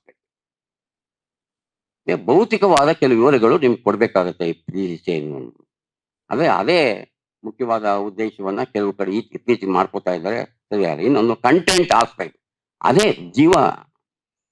ಅದರ ಕಂಟೆಂಟ್ ಆಸ್ಪೆಕ್ಟ್ ವಸ್ತು ಏನಿದೆ ಅದ್ರ ಬಗ್ಗೆ ತೆಗೆದುಕೊಳ್ಳುವಂತ ನಿಮ್ಮ ಬರವಣಿಗೆ ಏನಿದೆ ಅದು ಮುಖ್ಯವಾಗ್ತವೆ ಅಂತ ಹೇಳಿ. ಆಮೇಲೆ ನೀವು ನಿಜಕ್ಕೂ ಥೀಸಿಸ್ನ ಇವ್ರು ಮಾಡಿದ್ರಲ್ಲ ಈಗ, ಅದನ್ನ ನಾವು ಎಕ್ಸ್ಪ್ಲೋರೇಷನ್ ಅಂತ ಎಕ್ಸ್ಪ್ಲೋರ್ ಮಾಡೋದು. ಸ್ಫೋಟಕ ಸತ್ಯವನ್ನ ಹೇಳೋದಿದೆಯಲ್ಲ, ಅದು ಈಗ ಅವರ ಅಷ್ಟೋ ಭಾಷಣದಲ್ಲಿ ಆ ಸ್ಫೋಟಕ ಸತ್ಯವನ್ನ ಹೊರಗೆ ಹೇಳಿದ್ರು. Exploration aspect. ಆ ಸ್ಫೋಟಕ ಸತ್ಯವನ್ನ ನೀವು ಹೇಳ್ತಾ ಇದ್ದೀರಾ ಯಾವ್ದನ್ನಾದ್ರೆ, ಮತ್ತೆ ಯಾಕೆ PhD ಮಾಡ್ಬೇಕು? ಕೊನೆಯದು ಔಟ್ಕಮ್ ಏನು? ಇಷ್ಟೆಲ್ಲ ಮಾಡಿದ್ರಲ್ಲಪ್ಪ ಅಷ್ಟೊಂದು. ಈಗ ನಾನು 15 ವರ್ಷ ಮಾಡಿದ್ದೀನಿ, ನೀವು ಇನ್ನೇನೋ ಮಾಡ್ತೀರಿ. ಅದ್ರಲ್ಲಿ ನನಗೆ ಏನ್ ಬಂತು?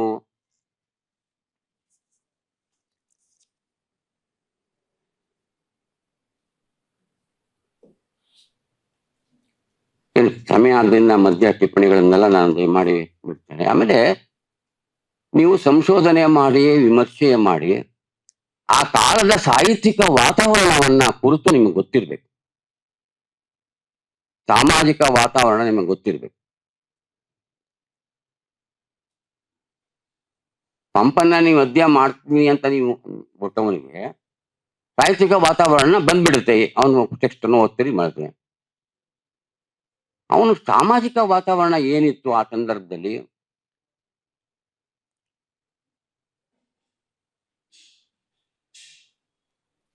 ಆ ಕುಲವನ್ನ ಕುರಿತು ಯಾಕೆ ಮಾತಾಡ್ಬೇಕಾಗಿತ್ತು, ಅಷ್ಟು ಏನಾಗಿತ್ತು ಅಂತ ತಿಳಿಬೇಕಾದ್ರೆ ನೀವು ಅವನ ಸಾಮಾಜಿಕ ಇತಿಹಾಸಕ್ಕೆ ಹೋಗ್ಬೇಕು. ಹೋರಿ ಪಂಪನಂತವನು ಅಷ್ಟೆಲ್ಲ ಬರೆದವನು ಮೊದಲು ಕೊನೆಗೆ ಮಾಡಿದ್ದೇನು ಅದು ಗೊತ್ತಾ ನಿಮಗೆ? ಬರದ್ದೇನು?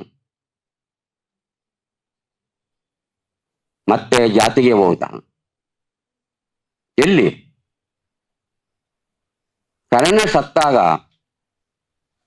ಉಪಭಾರತದಲ್ಲಿ ಇರುವುದು ನಾನು ಹೇಳ್ತೇನೆ. ಕರ್ಣ ಸತ್ತಾಗ ಆ ಕರ್ಣ ಯಾರು ಅನ್ನುವುದನ್ನ ಕುಂತು ಹೇಳ್ತಾರಲ್ವ, ಹೇಳೋ ಜೊತೆಯಲ್ಲಿ ಪಾಂಡವರ ಜೊತೆಯಲ್ಲಿಗೆ ಶವ ಸಂಸ್ಕಾರ ಆಗ್ಬೇಕು ಅಂತ ಪಟ್ಟಿಡಿತಾರೆ.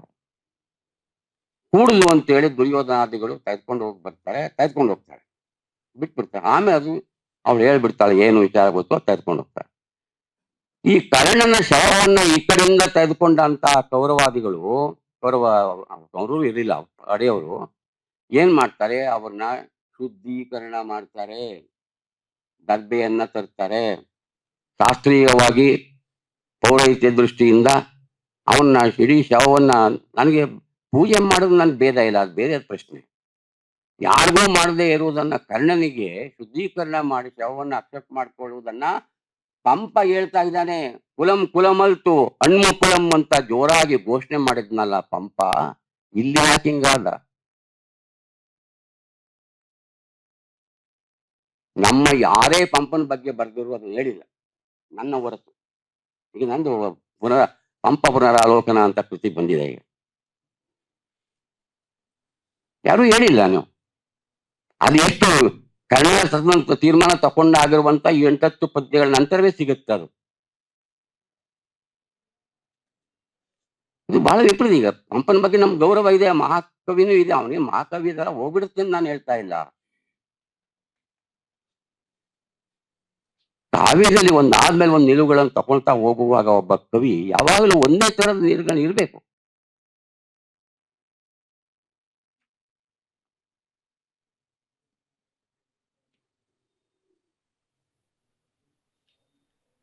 ಅದರಿಂದ ನೀವು ಈ ತರದ ಆಸ್ಪೆಕ್ಟ್ ಅನ್ನ ಪಂಪನನ್ನ ಹೇಳಿದಾಗ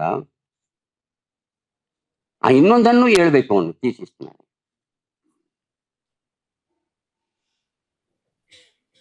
ನನಗೆ ಆ ವಿಚಾರವೇ ತುಂಬಾ ಫೋನ್ಗಳು ಬಂದವು ನನಗೆ, ಅದೆಲ್ಲ ಇದು ಮಾಡಿದಾಗ ನಾನು ಓದಿದ ಯಾವ ಪುಸ್ತಕದಲ್ಲಿ ಮತ್ತೆ ಅದನ್ನು ಪ್ರಸ್ತಾಪ ಮಾಡಿಲ್ಲ.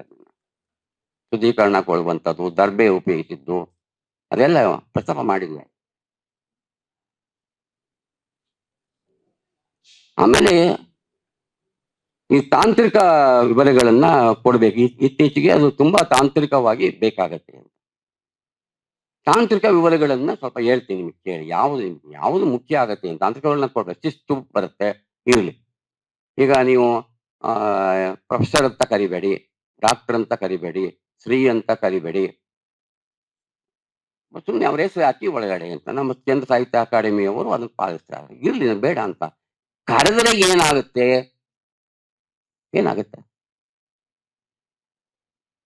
ಹಿಂದೆ ನಮ್ಮ ಆಳ್ಗನ ಕಾಲದಲ್ಲಿ D L Narasimhacharya, T M ಶ್ರೀಕಂಠಯ್ಯನವರು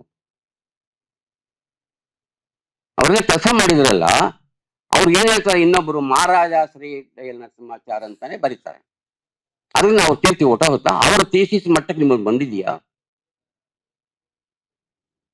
ಇವತ್ತಿಗೂ ಕೂಡ ಸಂಶೋಧನೆಯಲ್ಲಿ ಪ್ರಖ್ಯಾತ ಹೆಸರುಗಳೆಲ್ಲ ಅವರೇ. ಇವತ್ತಿನವರು ಯಾರು ಇಲ್ಲ. ಶಿವಮೂರ್ತಿ ಹೊರಗೆ ಬರುತ್ತೆ, ಇನ್ನೊಂದು ಸ್ವಲ್ಪ ಮಟ್ಟಿಗೆ ಅಲ್ಲಿವರೆಗೂ ಬರ್ಬೋದು, ಇನ್ನೊಂದು ಸ್ವಲ್ಪ ಮುಂದಕ್ಕೆ. ಆಮೇಲೆ ಎಲ್ಲಿ ನಾವು ಹಳೆಯವರನ್ನೇ ಕೋಟ್ ಮಾಡೋದು ಇವತ್ತು ಕೂಡ. ಅವ್ರು ಮಹಾರಾಜಾಶ್ರೀನೇ. ಏನಾಗ್ಬಿಡ್ತದೆ?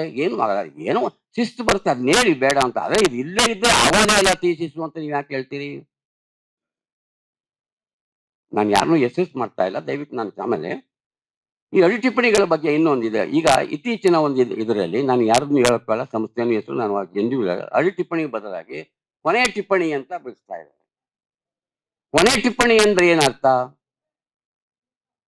ನೀವು ತಗೊಂಡಿರೋದು ಇಂಗ್ಲಿಷ್ನಿಂದ, ಅದ್ರ ಫುಟ್ ನೋಟ್ಸ್ ಅಂತಾನೆ ಹೇಳೋದು ಇವರು. ನೀವು ಫುಟ್ ನೋಟ್ಸ್ಗೆ ಕೊನೆ ಟಿಪ್ಪಣಿ ಆಗತ್ತಾ? ಕೊನೆ ಟಿಪ್ಪಣಿ ಯಾವುದು ಅಂತ ಅಂದ್ರೆ ನೀವು ಗ್ರಂಥಗಳನ್ನ ಕೊಡೋದು. ಕೊನೆ ಟಿಪ್ಪಣಿ ಯಾಕಾಗತ್ತೆ? ಕೊನೆ ಟಿಪ್ಪಣಿ ಕೊಡ್ತಾ ಹೋಗ್ಲಿ, ನಡು ಟಿಪ್ಪಣಿ ಅಂತಾನು ಕೊಡಿ. ನಡು ಟಿಪ್ಪಣಿ ಯಾಕೆ ಅಂತಂದ್ರೆ, ಇವತ್ತಿನ ಲೇಖನ ಆಗಿದೆ, ನಾನೇ ಬರೀಲಿ, ಮಧ್ಯದಲ್ಲಿ ಎಲ್ಲೆನ್ನ ಕೋಟ್ ಮಾಡ್ತೀನಿ ಅಲ್ಲೇ ಬ್ರಾಕೆಟ್ ಹಾಕ್ಬಿಟ್ಟು ವಿವರಗಳನ್ನ ಬರೆದ್ಬಿಡ್ತೀನಿ. ಬಹಳ ಜನ ಅದನ್ನ ಮಾಡಿದ್ದಾರೆ. ನಡು ಟಿಪ್ಪಣಿಯೂ ಇರೋದಿಲ್ಲ, ಕೊನೆಯಲ್ಲೂ ಇರೋದಿಲ್ಲ, ನಡು ಅಲ್ಲೇ ಇದೆ. ಅದನ್ನ ನಡು ಟಿಪ್ಪಣಿ ಅಂತ ಕರೀರಿ. ಸುಮ್ಮನೆ ಇದನ್ನ ಕೊನೆ ಟಿಪ್ಪಣಿ ಅನ್ನೋದು ಶಿಸ್ತಾಗ್ಬಿಡುತ್ತದೆ, ಅಡಿ ಟಿಪ್ಪಣಿ ಅನ್ನುವುದು ಅಶಿಸ್ತಾಗ್ಬಿಡುತ್ತೆ ಅಂತ ಯಾರು ಹೇಳಿದ್ ನಿಮ್ಗೆ? ನೀವು ಬರೀಬೇಕಾದ ಥೀಸಿಸ್ನಲ್ಲಿ ಏನ್ ಹೇಳ್ತಾ ಇದ್ದೀರಿ ಅಂತ. ಟಿಪ್ಪಣಿಗಳಲ್ಲ, ಟಿಪ್ಪಣಿಗಳಿಂದ ಅವನು ದೊಡ್ಡವನಾಗುವುದಿಲ್ಲ. ಅವನು ಮೊದಲು ಆಧಾರ ನೇಮ್ ಆಗ್ಬೇಕಾ, ಕೃತಿ ಹೆಸರು ಆಗ್ಬೇಕಾ, ಅವೆಲ್ಲ ಸುಮ್ಮನೆ ನಾವು ಚೆನ್ನಾಗಿರ್ಲಿ ಏನಕ್ಕೋಸ್ಕರ ಮಾಡ್ಕೊಡೋದು ಅಷ್ಟೇನೆ. ಆ ಕೊಟ್ಟ ಮಾತ್ರಕ್ಕೆ ನಿಮ್ ಥೀಸಿಸ್ ದೊಡ್ಡದಾಗುವುದಿಲ್ಲ. ತಾಂತ್ರಿಕ ವಿಚಾರಗಳ ಮೂಲಕ ಸುಮ್ಮನೆ ಹೈಲೈಟ್ ಮಾಡಿ ಶಿಸ್ತು ಬರುತ್ತೆ, ಒಪ್ಕೊಳ್ಳೋಣ, ಇಲ್ಲ ಅಂತ ನಾವ್ ಹೇಳ್ತಾ ಇಲ್ಲ. ಅದು ಥೀಸಿಸ್ಸಿನ ಗುಣ ಅಂತ ತಿಳ್ಕೊಬೇಕಾದಾಗತ್ತೆ, ಏನೂ ಇಲ್ಲ. ಅದಕ್ಕೋಸ್ಕರವಾಗಿ ಅದನ್ನ ಬರೆದೇ ಇರುವುದನ್ನ ರಿಜೆಕ್ಟ್ ಮಾಡ್ಬೇಕಾದ ಅಗತ್ಯ ಏನಿಲ್ಲ. ಯಾಕೆ ಮಾಡ್ತೀರಿ? ಒಳಗಡೆ ಏನ್ ಬರ್ದವನೆ ಅಂತ ನೋಡಿ. ಕಂಟೆಂಟ್, ಇವತ್ತು ಕಂಟೆಂಟ್ ಅಷ್ಟೇ ಮುಖ್ಯವಾದ.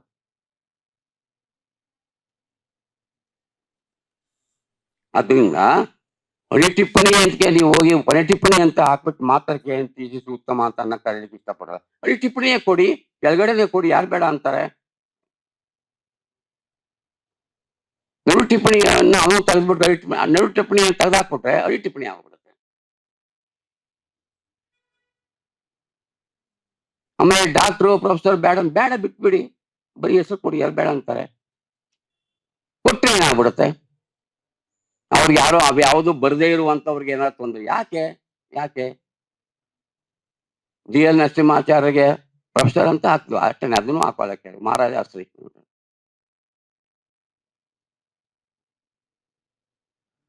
ಇವೆಲ್ಲ ನಮ್ಮ ಬರ್ಮೆಗಳು ನಾವು ರೂಪಿಸ್ಕೊಂಡಿರೋದಷ್ಟೇ. ಮೊದಲು ನಿಮ್ ಥೀಸಿಸ್ಸು ಸರಿಯಾದ ರೀತಿಯಲ್ಲಿ ಇದೆಯೇ? ನಾನು ಹೇಳಿದ್ನಲ್ಲ, ಸ್ಫೋಟಕ ಸತ್ಯಗಳನ್ನು ಹೇಳ್ತಾ ಇದೆಯೇ? ಹೊಸ ಅಂಶಗಳನ್ನ, ಹೊಸ ಫೈಂಡಿಂಗ್ಸ್ಗಳನ್ನ ಹೇಳ್ತಾ ಇದೆಯೇ? ಬರವಣಿಗೆ ಚೆನ್ನಾಗಿದೆಯೇ? ಅದು ನೋಡ್ಬೇಕಾದಂತ ಒಂದು ಚಿತ್ರ ಅದಷ್ಟೇ, ಇನ್ನೇನಿಲ್ಲ. ನಿರೂಪಣೆ, ಭಾಷೆ ಅವುಗಳನ್ನು ನೋಡ್ತಾ ಇದನ್ನ ಹೇಳ್ಬೇಕು. ಅದರಿಂದ ಇಂಥ ಸಣ್ಣ ಪುಟ್ಟ ಇವುಗಳಿಗೋಸ್ಕರವಾಗಿನೇ ನೀವು ತಾಂತ್ರಿಕ ಅಂಶಗಳನ್ನ ಎತ್ತಿ ಹಿಡಿದು ಅವೇ ಟೀಚಿಸ್ ನೀ ಯಾಕೆ ಮಾಡ್ಲ ಹಾಗೆ ಮಾಡ್ಲ ಅಂತೇಳಿ ತಗೋಬೇಕಾದ ಅಗತ್ಯ ಏನು ಇಲ್ಲ. ಇದೆಲ್ಲ PhD ಸಂದರ್ಭದಲ್ಲಿ ಬರುವಂಥದ್ದು. ಹುಡುಗರು ಇದ್ದಾರೆ, ಗೈಡ್ ಇರ್ತಾರೆ, ಇನ್ನೆಲ್ಲೋ ಇಂಪ್ರೂವ್ ಆಗುತ್ತೆ, ಅವರೇನೋ ಪ್ರಶ್ನೆ ಕೇಳ್ತಾರೆ, ಅದರಲ್ಲಿ ಆಗಿ ಬಂದಿರ್ತಕ್ಕಂಥ ವಿಚಾರಗಳು ಅದಕ್ಕೋಸ್ಕರ ಮಾತನ್ನ ಹೇಳಿದೆ. ಆಮೇಲೆ ಸ್ನೇಹಿತರೆ, ಕೆಲವು ತಪ್ಪುಗಳಾಗಿವೆ ನಿಮ್ಮ ಥೀಸಿಸ್ನಲ್ಲಿ. ನೀವು ಇವತ್ತಿಗೂ ಏನ್ ಹೇಳ್ತೇವೆ, ಮನುಷ್ಯ ಜಾತಿ ತಾನೊಂದೇ ವರಂ ಅಂತ ನೀವು ಕೋಟ್ ಮಾಡ್ತೇವೆ. ನಮ್ಮ ಬೃಹತ್ತಮ ಬೆಳಿಮಲೆ ಅವರು ಕೂಡ ಅವ್ರು ದೊಡ್ಡ ಹುದ್ದೆಯಲ್ಲಿರೋದ್ರಿಂದ ಅಲ್ಲಿ ಕನ್ನಡ ಪಬ್ಲಿಕ್ ಹಾಕ್ಬೋದ್ರಿಂದ ಮನುಷ್ಯ ಜಾತಿ ತಾನೊಂದೇ ವರ ಅಂತ ನೀವು ಹಾಕ್ಕೊಡ್ಬೋದು. ಅದು ಖಂಡಿತ ಪಂಪಂದಲ್ಲ. ಎಷ್ಟು ಜನ ಗೊತ್ತು? ಪಂಪ ಯಾರಿಂದ ವಸ್ತು ತೆಗೆದುಕೊಂಡಿದ್ದಾನೋ ಆ ಪೂರ್ವ ಪುರಾಣದಿಂದ ತೆಗೆದುಕೊಂಡಿದ್ದು ದಿನಸೇನರದ್ದು. ದಿನಸೇನರು ಏನ್ ಹೇಳ್ತಾರೆ ಗೊತ್ತಾ? ಮನುಷ್ಯ ಜಾತಿ ರೇಖೈವ ಜಾತಿ ಅಂತ ಬರುತ್ತೆ ಮೂಲ ಪದ. ಈಗ ಪಂಪ ಅದನ್ನ ದೊಡ್ಡವನಾಗ್ಬೇಕಾದ್ದೇನಿಲ್ಲ. ನೀವು ಅವನಲ್ಲ ಅಂದ್ಬಿಟ್ಟು ಹೇಳ್ಕೊಡ್ಲಿ ಅವನಿಗೆ ದೊಡ್ಡವನ, ಅದರಿಂದ ಏನ್ ದೊಡ್ಡವನಾಗಿಲ್ಲ. ಸುಮ್ಮನೆ ಯಾಕ ಕುವೆಂಪುರು ಕೂಡ ಕೊಡ್ತಾರೆ, ಮಂತ್ರ ಮಾಂಗಲ್ಯ ಆಯ್ತು, ಮನುಷ್ಯ ಜಾತಿ ತಾನೊಂದೇವಲ್ಲ ಅಂತ ಒಂದು ರೂಲ್ ಮಾಡ್ತಾರೆ. ಅದು ಪಂಪಂದೇ ಅಲ್ಲ, ಇವ್ರು ಯಾಕೆ ರೂಲ್ ಮಾಡ್ಬೇಕು? ದಿನಸೇನ್ ಮತ್ತೆ ಮನುಷ್ಯ ಜಾತಿ ತಾನೊಂದೇ ಒಲಂ ಅನ್ನೋದು ಯಾತಿಗೆ ಬಳಸಿರುವಂತದ್ದು ನೋಡ್ಕೊಳ್ಳಿ. ಅದು ಷಟ್ಕರ್ಮ ವಿಚಾರವನ್ನ ಚತುರ್ಗತಿಗಳನ್ನ ಹೇಳುವಾಗ ಬಳಸಿರುವಂತದ್ದು. ಚತುರ್ಗತಿಗಳಿವೆ. ಯಾವುದದು? ಚತುರ್ಗತಿಗಳಲ್ಲಿ ದೇವ, ನಾರಕ, ಮನುಷ್ಯ, ತುರಿಯ, ಈ 4 ಜಾತಿಗಳಲ್ಲಿ ಮನುಷ್ಯ ಒಂದು ಅಂತ ಹೇಳ್ತಾ ಇದ್ದಾನೆ ಹೊರತು ಮನುಷ್ಯ ಜಾತಿ ಒಂದೇ ಅಂತ ನೀವು ದೊಡ್ಡ ಮ್ಯಾನ್ ಕೈಂಡ್ ಅಂತ ಕುರಿತು ಮಾತಾಡ್ತಾ ಇದ್ದಾನೆ ಪಂಪ ಅಂತ ಬಳಸ್ಕೋಬೇಕಾದ್ದು ಇಲ್ಲ, ಚಿತ್ರನೂ ಇಲ್ಲ. ಆ ಪದ್ಯಗಳೆಲ್ಲ ಇವೆ. 6 ವೃತ್ತಗಳಿದಂ ಮೀರಿದ ರದ ಜುಜರಿ ವೃತ್ತಿಗಳಂ ಬೇರಾದರೆ ಜುಜರಂತೆ ಬೇರುಂಟೆ ಮನುಷ್ಯ ಜಾತಿ ತಾನೊಂದೇ. ಅದು ಜಾತಿ ವಿಷಯಕ್ಕೆ ಬಂದಿರುವಂತ ಮಾತದು. ಅಲ್ಲ, ಪಂಪನಿಗೆ ಅದು ಹೋಗುದಾರು ಹೋಗ್ಲಿ, ನನಗೇನು ಪಂಪನ ಬಗ್ಗೆ ವಿರೋಧ ಏನೂ ಇಲ್ಲ. ನೀವು ನಿಜವನ್ನ ಹೇಳಿ ಕರೆಕ್ಟ್ ನೀವು ಕರೆಕ್ಟ್ ಮಾಡ್ಬೇಕು. ನೀವು ಎದುರು ಬಂದೇವಂತ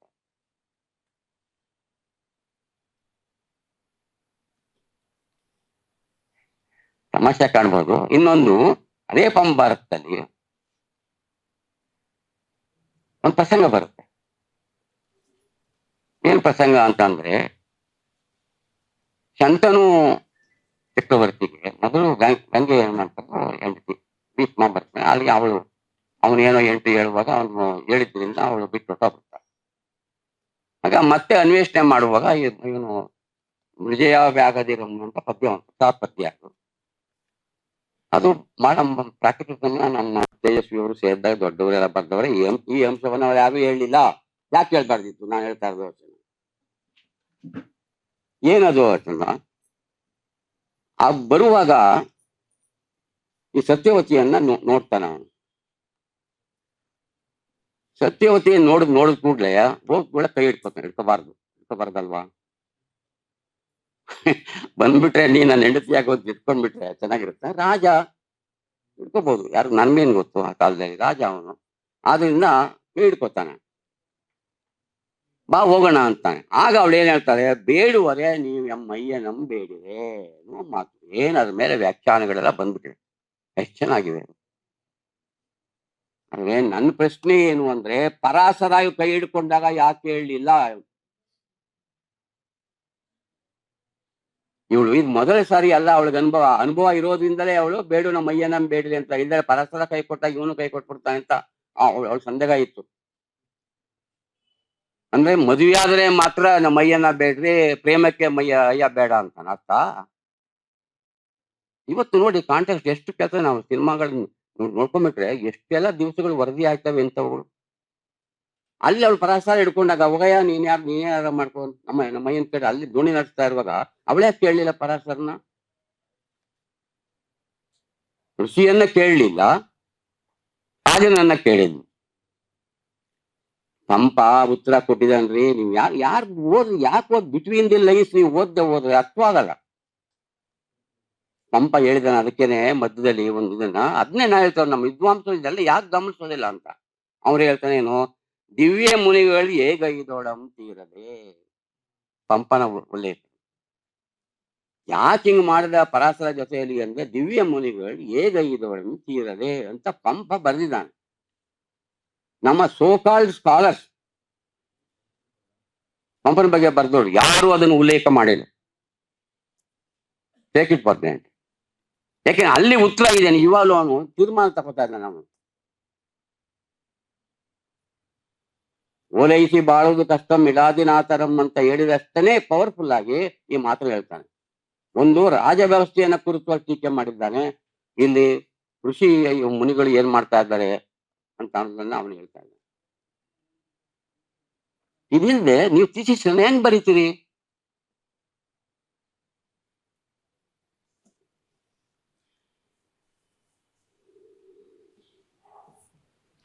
ಆಧುನಿಕಕ್ಕೆ ನಾನು ಬರ್ತೇನೆ. ಚೋಮನ ದುಡಿ ನೀವು ಓದಿದ್ರಲ್ಲ, ಚೋಮನ ದುಡಿಗೆ ಒಂದು ಥೀಸಿಸ್ ತಗೊಂಡ್ರು ಅಂತ ಇಟ್ಕೊಳ್ಳಿ. ಕಾರಂತರ ಕಾದಂಬರಿಗಳು ಚೋಮನ ದುಡಿ ಬರುತ್ತೆ. ಚೋಮನ ದುಡಿ ಬರುವಾಗ ಚೋಮನ ಕೊನೆಯ ದಿನಗಳನ್ನು ನೆನಕೊಳ್ಳಿ. ಕೊನೆಯಲ್ಲಿ ಅದು ಇನ್ನು ಆ ಮಗಳು ಸೇರೆಗಾರನನ್ನ ಕೇಳಿದ್ದಾಳೆ ಅನ್ನೋದು ಇನ್ನೂ ರಿಪೋರ್ಟ್ ಆಗದ ಪೂರ್ವದಲ್ಲಿ ಇವನು ತನ್ನ ಒಡೆಯ, ನಾನು ದನ ಕೊಟ್ಟಿರುವಂತವನು, ಅವನ ಭೂಮಿನೂ ಕೊಡ್ಬಾರ್ದು ಹೇಳಿ ಕೊಡ್ತಾನೆ ಅಂತೇಳಿ ಅದನ್ನು ತಕ್ಕೊಳ್ಳೋಕ್ಕೋಸ್ಕರವಾಗಿ ಹೋಗ್ತಾ ಇದ್ದಾನೆ. ಯಾರು? ನಮ್ಮ ಚೋಮ. ಹೋಗುವಾಗ ಅವನ್ ಪಂಜೂರಲ್ಲಿ ದೇವಸ್ಥಾನ ಸಿಗುತ್ತೆ. ಆ ಪಂಜುರ್ಲಿ ದೇವರ ಹತ್ರ ನಿಂತ್ಕೊಂಡು ಅವನ ಪ್ರಾರ್ಥನೆಯೋ ಏನೋ ಮಾಡ್ಕೊತಾನೆ. ಮಾಡ್ಕೊಂಡು ಅವನು ಮುಂದಕ್ಕೆ ಹೋಗುದಲ್ಲ, ವಾಪಸ್ ಆಗ್ತಾನೆ. ಆ ಗೇಣಿ ಕೊಡ್ತೀನಿ, ನಿಮಗೆ ಇದು ಕೊಡ್ತೀನಿ ಅನ್ನೋದು ಒಡೆಯನ ಹತ್ರ ಹೋಗ್ಬೇಕು. ಯಾವಾಗ ಅಲ್ಲೇ ಹೋಗ್ಬೇಕು ವಾಪಸ್. ಇದಕ್ಕೆ ನಮ್ಮ ವಿಮರ್ಶಕರು ಏನ್ ಬರೀತಾರೆ ಅಂದ್ರೆ, ಇದು ಕಾರಂತರ ಸ್ವತಂತ್ರವಾದ ನಿಲುವು ಆ ಪಾತ್ರದಲ್ಲ ಅನ್ನುವ ರೀತಿಯಲ್ಲಿ ಬರೀತಾರೆ. ಇಮ್ಯಾಜಿನ್, ಕಾರಂತರು ಸ್ವತಂತ್ರವಾದ ನಿಲುವಾಗಿದ್ರೆ ಅವನ ಮಗ ಕ್ರಿಶ್ಚಿಯನ್ ಹುಡುಗಿಯನ್ನ ಮದುವೆ ಆದಾಗ ಅದೇ ಕಾರಂತರು ಹೇಳ್ಬೇಕಾಗಿತ್ತಲ್ಲ. ಅಲ್ಲಿ ಇಲ್ಲ, ಅಲ್ಲಿ ಹೇಳಿಲ್ಲ. ಇಲ್ಲಂಗೆ ಹೇಳ್ಬಿಡ್ತಾರೆ ಇನ್ನು ವಯಸ್ಸಾದವರು. ವಿಮರ್ಶಕರು ಏನ್ ಮಾಡ್ತಾ ಇದ್ದಾರೆ ಅವರು? ಅವನ ಸೈಕಾಲಜಿ ಅವನಿಗೆ ಆ ಪಂಜುರ್ಲಿ ಮೂಲಕ ಕೆಲವು, ಯಾಕೆ ಅಂದ್ರೆ ಮುಂದಿನ ಸ್ಟ್ರಕ್ಚರ್ ಗಮನದಲ್ಲಿ ಇಟ್ಟುಕೊಂಡು ಅವನು ವಾಪಸ್ ಬಂದಿದ್ರಿಂದ ತನ್ನ ಮಗಳು ಸೇರೆಗಾರ ಜೊತೆಯಲ್ಲಿ ಇದ್ದನ್ನ ನೋಡಿ ಕೊನೆಗೆ ಅವನು ದುಡಿಗೆನ ಇಟ್ಕೊಂಡು ಸತ್ತೋಗ್ತಾನೆ. ಲಾಸ್ಟ್ ಮೂಮೆಂಟ್ ಒಬ್ಬ ಮಗಳಿಂದಲೇ ಬಂದದ್ದು. ಮಗಳು ಏನಾಗಿದ್ದಾಳೆ ಅಂತ ಗೊತ್ತಿರ್ಲಿಕ್ಕಿಲ್ಲ, ಅವನು ಗೊತ್ತಿರಲಿಲ್ಲ. ಅವನು ವಾಪಸ್ ಬರುವಾಗ ಆ ನೋಡಿದ ಕೂಡ ಅವನು ಮಗ ಹಂಗಾದ, ಮಗಳು ಹಿಂಗಾದಲ್ಲ ಅಂತೇಳಿ ಆ ಗತಿಯಲ್ಲಿ ಅವನು ಸತ್ತೋಗ್ತಾನೆ ಅನ್ನೋದು. ಅದು ಸರಿ. ಇಲ್ಲಿ ನಾನು ಹೇಳಿದೆ ದೇವರು ಯಾಕೆ ಅಂದ್ರೆ, ಪಂಜುರ್ಲಿಯನ್ನ ಯಾಕೆ ವಿಮರ್ಶಕರು ಮಾಡಿದ್ರು ಅಂದ್ರೆ, ನಿರ್ಧಾರ ಮಾಡುವಂತ ಒಬ್ಬ ದೇವತೆ, ಧಾರ್ಮಿಕವಾದಂತ ಇದು. ಕಾರಂತರಂತವರು ವೈಜ್ಞಾನಿಕವಾಗಿ ಬರೆಯುವಂತ ಕಾರಂತರು ಇಲ್ಲಿ ಧರ್ಮ ಪರವಾಗಿ ಇದ್ದಾರೆ ಅನ್ನುವಂತ ಹೇಳಕ್ಕೋಸ್ಕರವಾಗಿ ವಿಮರ್ಶಕರು ಅದನ್ನು ಮಾಡ್ತಾರೆ. ಅದನ್ನ ನನಗೆ ಅದು ಅನ್ಸೋದಿಲ್ಲ. ಅದು ಕಾರಂತ ಸ್ವತಂತ್ರವಾದ ನಿಲುವಲ್ಲ. ಅದು ನಿಮಗೆ ಸ್ವತಂತ್ರವಾದ ನಿಲುವು ಅಂತ ಇನ್ನೊಂದು ಪ್ಯಾರಲೆಲ್ಲ ಒಂದು ಉದಾಹರಣೆ ಕೊಡ್ತೀನಿ. ಭೈರಪ್ಪನವರು ದಾಟು ಕಾದಂಬರಿ ನೀವು ಓದಿದ್ರಲ್ವಾ? ದಾಟು ಕಾದಂಬರಿ ಮೋಹನ್ ದಾಸ ಅನ್ನುವಂತ ಒಬ್ಬ ಪಾತ್ರ ಬರುತ್ತೆ. ಅವನು ಇದನ್ನು ಪ್ರಶ್ನೆ ಮಾಡಿದ್ನು. ಮೋಹನ್ ದಾಸ ಕ್ರಾಂತಿಕಾರಿ, ಆ ಕೆರೆ ಹೊಡೆಯೋದು ಅದೆಲ್ಲ ನೆನಪು ಮಾಡ್ಕೊಳ್ಳಿ. ದೇವಸ್ಥಾನಕ್ಕೆ ಪ್ರವೇಶ ಮಾಡುವಂಥದ್ದು, ಹರಿಜನ ದೇವಸ್ಥಾನಕ್ಕೆ ಪ್ರವೇಶ ಮಾಡೋದು ಪ್ರಸಂಗ ತರಬೇಕು ನಮ್ಮ ಅವರಿಗೆ ತರ್ತಾರೆ. ಆ ಮೋಹನ್ ದಾಸ್ ಯಾಕೆಂದ್ರೆ ತಂದ್ರೆ ಯಶಸ್ವಾಗಬಾರ್ದು ಅನ್ನುವುದು ಭೈರಪ್ಪನವ್ರ ಕಾಯ್ದು. ಅದಕ್ಕೆ ಅಂತೇಳಿ ಮೋಹನ್ ದಾಸ ದೇವತೆಯ ಪಟ್ಕೊಂಡು ದೇವಸ್ಥಾನ ಪೂಜೆ ಮಾಡ್ತಾ ಮಾಡ್ತಾ ಮಾಡ್ತಾ ಮಾಡ್ತಾ ಮೋಹನ್ ದಾಸ ಮೂರ್ತಿಯಾಗಿ ಕೆಳಗಡೆ ಬಿಟ್ಬಿಡ್ತಾನೆ. ಇದು ಕಾರಂತರು ಖಂಡಿತ ಹಾಗೆ ಬರೀಲಾರರು, ಆದ್ರೆ ಭೈರಪ್ಪನವರು ಖಂಡಿತ ಹಾಗೆ ಬರೀತಕ್ಕಂಥವ್ರು. ಭೈರಪ್ಪನವರು ಏನು, ಕಾರಂತರು ಏನು, ಬರವಣಿಗೆ ಏನು ಅದಕ್ಕೆ ಇದೊಂದೇ ನಿದರ್ಶನ ಸಾಕು. ಪಂಜುರ್ಲಿ ದೈವ, ಇಲ್ಲಿಯೂ ದೈವದ ಎದುರಲ್ಲಿ ಮೋಹನ್ ದಾಸ ಮುತ್ತೆ ಬೀಳ್ತಾನೆ. ಅಂದ್ರೆ ಭೈರಪ್ಪನವರಿಗೆ ಧರ್ಮಶ್ರದ್ಧೆನ ದಾಟಿ ಹೋಗ್ಲಾರ್ದು, ಅದೇ ದಾಟು ಅನ್ನೋದೇ ಕಾದಂಬರಿ, ದಾಟಕ್ಕಾಗಲ್ಲ ಅವರಿಗೆ. ಹಾಗೆ ಕಾರಂತರು ಹಾಗೆ ಮಾಡಿದ್ರು ಅಂತ ವಿಮರ್ಶಕರು ವರ್ಷದಿದೆಯಲ್ಲ, ಸರಿಯಲ್ಲ. ನೀವು ಹೇಳ್ಬೇಕಾದ ಒಬ್ಬ ಇಲ್ಲಿ ವಿಮರ್ಶೆ ಏನ್ ಹೇಳುತ್ತೆ, ನೀವು ಸಂಶೋಧನೆ ಏನ್ ಹೇಳುತ್ತೆ ಅನ್ನೋದನ್ನ ತೌಲನಿಕವಾಗಿ ಚರ್ಚೆ ಮಾಡಿ ನಿರ್ಧಾರ ಮಾಡ್ಬೇಕು. ಸುಮ್ಮನೆ ಹಿಂಗೆ ಯಾವ್ದೋ ಬಿಟ್ಕೊಂಡು ಅವನಂಗಂದ ಇವನಿಂಗಂದ ಅಂತ ಹೇಳ್ಬೋದಲ್ಲ. ಈಗ ಸೇರೆಗಾರನ ಸಂಬಂಧ ಆಕೆಗೆ, ಸೋಮನ ಮಗಳಿಗೆ ಕೊನೆಯಲ್ಲಿ ಮಾತ್ರ ಅಲ್ಲ ಮಧ್ಯದಲ್ಲೂ ಕೂಡ ಸೌತ್ ಚಂದ್ರ ಹೋಗುತ್ತೆ, ಯಾವುದೋ ಉದ್ದೇಶ ಬರಗಲ್ಲ ಮರ್ತ್ಬಿಟ್ಟಿದ್ವಿ, ಅಲ್ಲಿಯ ಪರಿಚಯ ಆಗಿರುತ್ತೆ ಅವಳಿಗೆ. ಅದನ್ನೆಲ್ಲ ರೆಫರೆನ್ಸ್ ಕೊಡ್ಬೇಕು ನೀವು ಸಂಶೋಧನೆಯಲ್ಲಿ. ಸೊ ಒಂದು ಘಟನೆಯನ್ನ ನೀವು ವಿವರಿಸುವಾಗ ವಿಮರ್ಶೆಯ ಮಾತು ಹೇಗಾಗುತ್ತೆ, ಸಂಶೋಧನೆಯ ಮಾತು ಹೇಗಾಗುತ್ತೆ ಅನ್ನೋದಕ್ಕೆ ನಾನು ಕೊಟ್ಟ ಉದಾಹರಣೆ ಅಷ್ಟೇ. ಇನ್ನೊಂದು ಬೇಕಾದ್ರೆ ಇದು ಕೊನೆಯಲ್ಲಿ ಬಿಟ್ಬಿಡೋಣ, ಸಾಕಾಯ್ತೀನ. ಸಣ್ಣ ಪದ್ಯ ನಾನು ಅಭಿವ್ಯಕ್ತಿಯಲ್ಲಿ ಅದನ್ನ ಬರೆದಿದ್ದೀನಿ. ಆಮೇಲೆ ಎಷ್ಟೋ ದಿವಸಗಳಾದ ಮೇಲೆ ನನಗೆ ಇಲ್ಲ ಮಾಸ್ತಿಯವರೇ ಅದನ್ನ ಬರೆದಿದ್ರು, ನಿಜ ನೀವು ಹೇಳೋದು ಅಂತ ಯಾರೋ ನನಗೆ ಹೇಳಿದ್ರು. ನಾನು ಮಾಸ್ತಿಯವ್ರನ್ನ ಹುಡುಕಿದೆ, ಸಿಕ್ಲಿಲ್ಲ ನನಗೆ ಮಾಸ್ತಿಯವರು. ಯಾಕಂದ್ರೆ ಅವರಿಗೆ ಆ ಸಿಕ್ಕಿದ್ರೆ ನಾನು ಅವ್ರ ಕುರಿತೆ ಒಂದು ಬರೆದು ಬಿಟ್ಟು ಥ್ಯಾಂಕ್ಸ್ ಅವ್ರಿಗೆ ಹೇಳ್ಬಿಡ್ತಿದ್ದೆ. ಅದೇನು ಅಂದ್ರೆ ಪ್ಯೂರ್ ಕೂತಿನ ಅವರದ್ದು ಒಂದು ಪದ್ಯ ಆಗಿದೆ, 4 ಸಾವಿರ ಚೆನ್ನಾಗಿ ಆಡಿದ್ದಾರೆ, ಚೆನ್ನಾಗಿ ಸುಸ್ಸಾಗಿ ನೀವು ಕೇಳ್ಬಿಟ್ಟು ಬೇಕಾದ್ರೆ ಮೂರ್ಛೆ ಹೋಗ್ಬೋದು. ಆದ್ರೆ ಇಲ್ಲಿ ಏನಿದೆ ನೋಡಿ, ಏನಂದ್ರೆ ಕೃಷ್ಣನ ಕೊಳಲಿನ ಆ ಕರೆ, ಕೃಷ್ಣನ ಕೊಳಲಿನ ಆ ಕರೆ, ಅಲ್ಲಿವರೆಗೂ ಹೋಗ್ತದೆ. ಕೃಷ್ಣ ಕೊಳ್ಳುತ್ತಾ ಇದೆಯಾ, ಆ ಕರೆ ಬರ್ತಾ ಇದೆ, ನೀವು ಏನಾದ್ರು ಪಡ್ಕೊಳ್ಳಿ. ಅದು ಎರಡನೇದೇನು ಅಂದ್ರೆ ತೊಟ್ಟಿಲ ಹಸುಗೂಸ ಮರೆ ಮರೆ, ತೊಟ್ಟಿಲ ಹಸುಗೂಸ ಮರೆ ಮರೆ, ಪಕ್ಕದ ಗಂಡನ ತೊರೆ ತೊರೆ. ಸರಿಯಾ? ಕೃಷ್ಣಾರ್ ಕೊಳಲು ಹೋಗ್ಬಿಟ್ಟ ಅಂದ್ಬಿಟ್ಟು ತೊಟ್ಟಿಲಿದ್ದಂತ ಮಗುವನ್ನ ಪಕ್ಕದಲ್ಲಿದ್ದ ಗಂಡ ಇಬ್ಬರು ಬಿಟ್ಬಿಟ್ಟು ಹೊಟ್ಟೋಗ್ಬಿಡ್ತಾಳ ಅವಳು. ಯಾರು ಹೇಳ್ತಾ ಇದ್ದಾರೆ ಕೂತಿನ ಅವರು? ಎಷ್ಟು ಜನ ಹಂಗ್ ಮಾಡಿದ್ದಾರೆ? ಯಾವ ಆಧಾರ ಆಗಿದೆ? ಇಡೀ ಫ್ಯಾಮಿಲಿ ಡ್ಯಾಮೇಜ್ ಆಗೋಯ್ತಲ್ಲ ಅಲ್ಲಿ. ಕಾವ್ಯ ಕಟ್ಟುವುದನ್ನು ಹೇಳ್ಬೇಕೇ ಹೊರತು ಒಡೆಯುವುದನ್ನು ಹೇಳ್ಬಾರ್ದು. ಕಾವ್ಯ ಕಟ್ಟುವುದನ್ನು ಹೇಳ್ಬೇಕು. ಇಲ್ಲಿ ಡ್ಯಾಮೇಜ್, ಇಲ್ಲಿ ಆ ಕೃಷ್ಣನ ಕೊಳಗೆ ಕೊಟ್ಕೊಂಡ್ಬಿಟ್ಟು ಇವರಿಬ್ರು ಬಿಟ್ಬಿಟ್ಟು ಹೊಟ್ಟೋದ್ರು ಅಂತಂದ್ರೆ ಏನಾಗ್ತಾರೆ? ಇಡೀ ಫ್ಯಾಮಿಲಿ ಸ್ಟ್ರಕ್ಚರೇ ಹೊಟ್ಟೋಗುತ್ತೆ. ನೀವು ಇದನ್ನ ವಿಮರ್ಶೆಗೆ ಏನ್ ಹೇಳ್ತೀರಿ, ಸಂಶೋಧನೆಗೆ ಏನ್ ಹೇಳ್ತೀರಿ? ಆಗ ಪುತಿನ್ ಅವ್ರು ಇನ್ನ ಕೆಲವು ಜನ ಹುಡುಕ್ಬೇಕು, ಈ ಚಿತ್ರದೇ ಅಭಿಪ್ರಾಯ ಬರೋದೇ ಆಗಿದೆ ಅಂತ ಬರೆದು ನೀವು ಹೇಳ್ಬೇಕು. ಇದು ಆಧುನಿಕದಲ್ಲಿಯೂ ಕೂಡ ವಿಮರ್ಶೆಯನ್ನ ಸಂಶೋಧನೆಯಾಗಿ ಪರಿವರ್ತಿಸಿಕೊಳ್ಳುವಂತ ಚಾತು ನಿಮ್ಗಿರ್ಬೇಕು, ಅಂದ್ರೆ ಸ್ಟಡಿ ನಿಮಗಿರ್ಬೇಕು. ಆಗ ಮಾತ್ರ ಆಯ್ತು. ಈಗ ನಮಗೆ ಬಂದಿರುವಂತಹ, ಈಗ ನಾವು ನೋಡಿರುವಂತಹ ಥೀಸಿಸ್ಗಳು ವಿಮರ್ಶೆನೇ ಆಗುತ್ತವೆ ಸಂಶೋಧನೆ. ಅಷ್ಟೇ ಅಲ್ಲ, ಕೆಲವು ಥೀಸಿಸ್ಗಳು ನಾನು ನೋಡಿರೋ ಮಟ್ಟಿಗೆ ಹೇಳ್ತೇನೆ, ದಯವಿಟ್ಟು. ಕೆಲವು ಥೀಸಿಸ್ಗಳು ವಿಮರ್ಶೆನೂ ಅಲ್ಲ, ಸಂಶೋಧನೆಯೂ ಅಲ್ಲ. ಇನ್ನೇನು ನಿಮ್ಗೆ ಬಿಟ್ಟಿದೆ.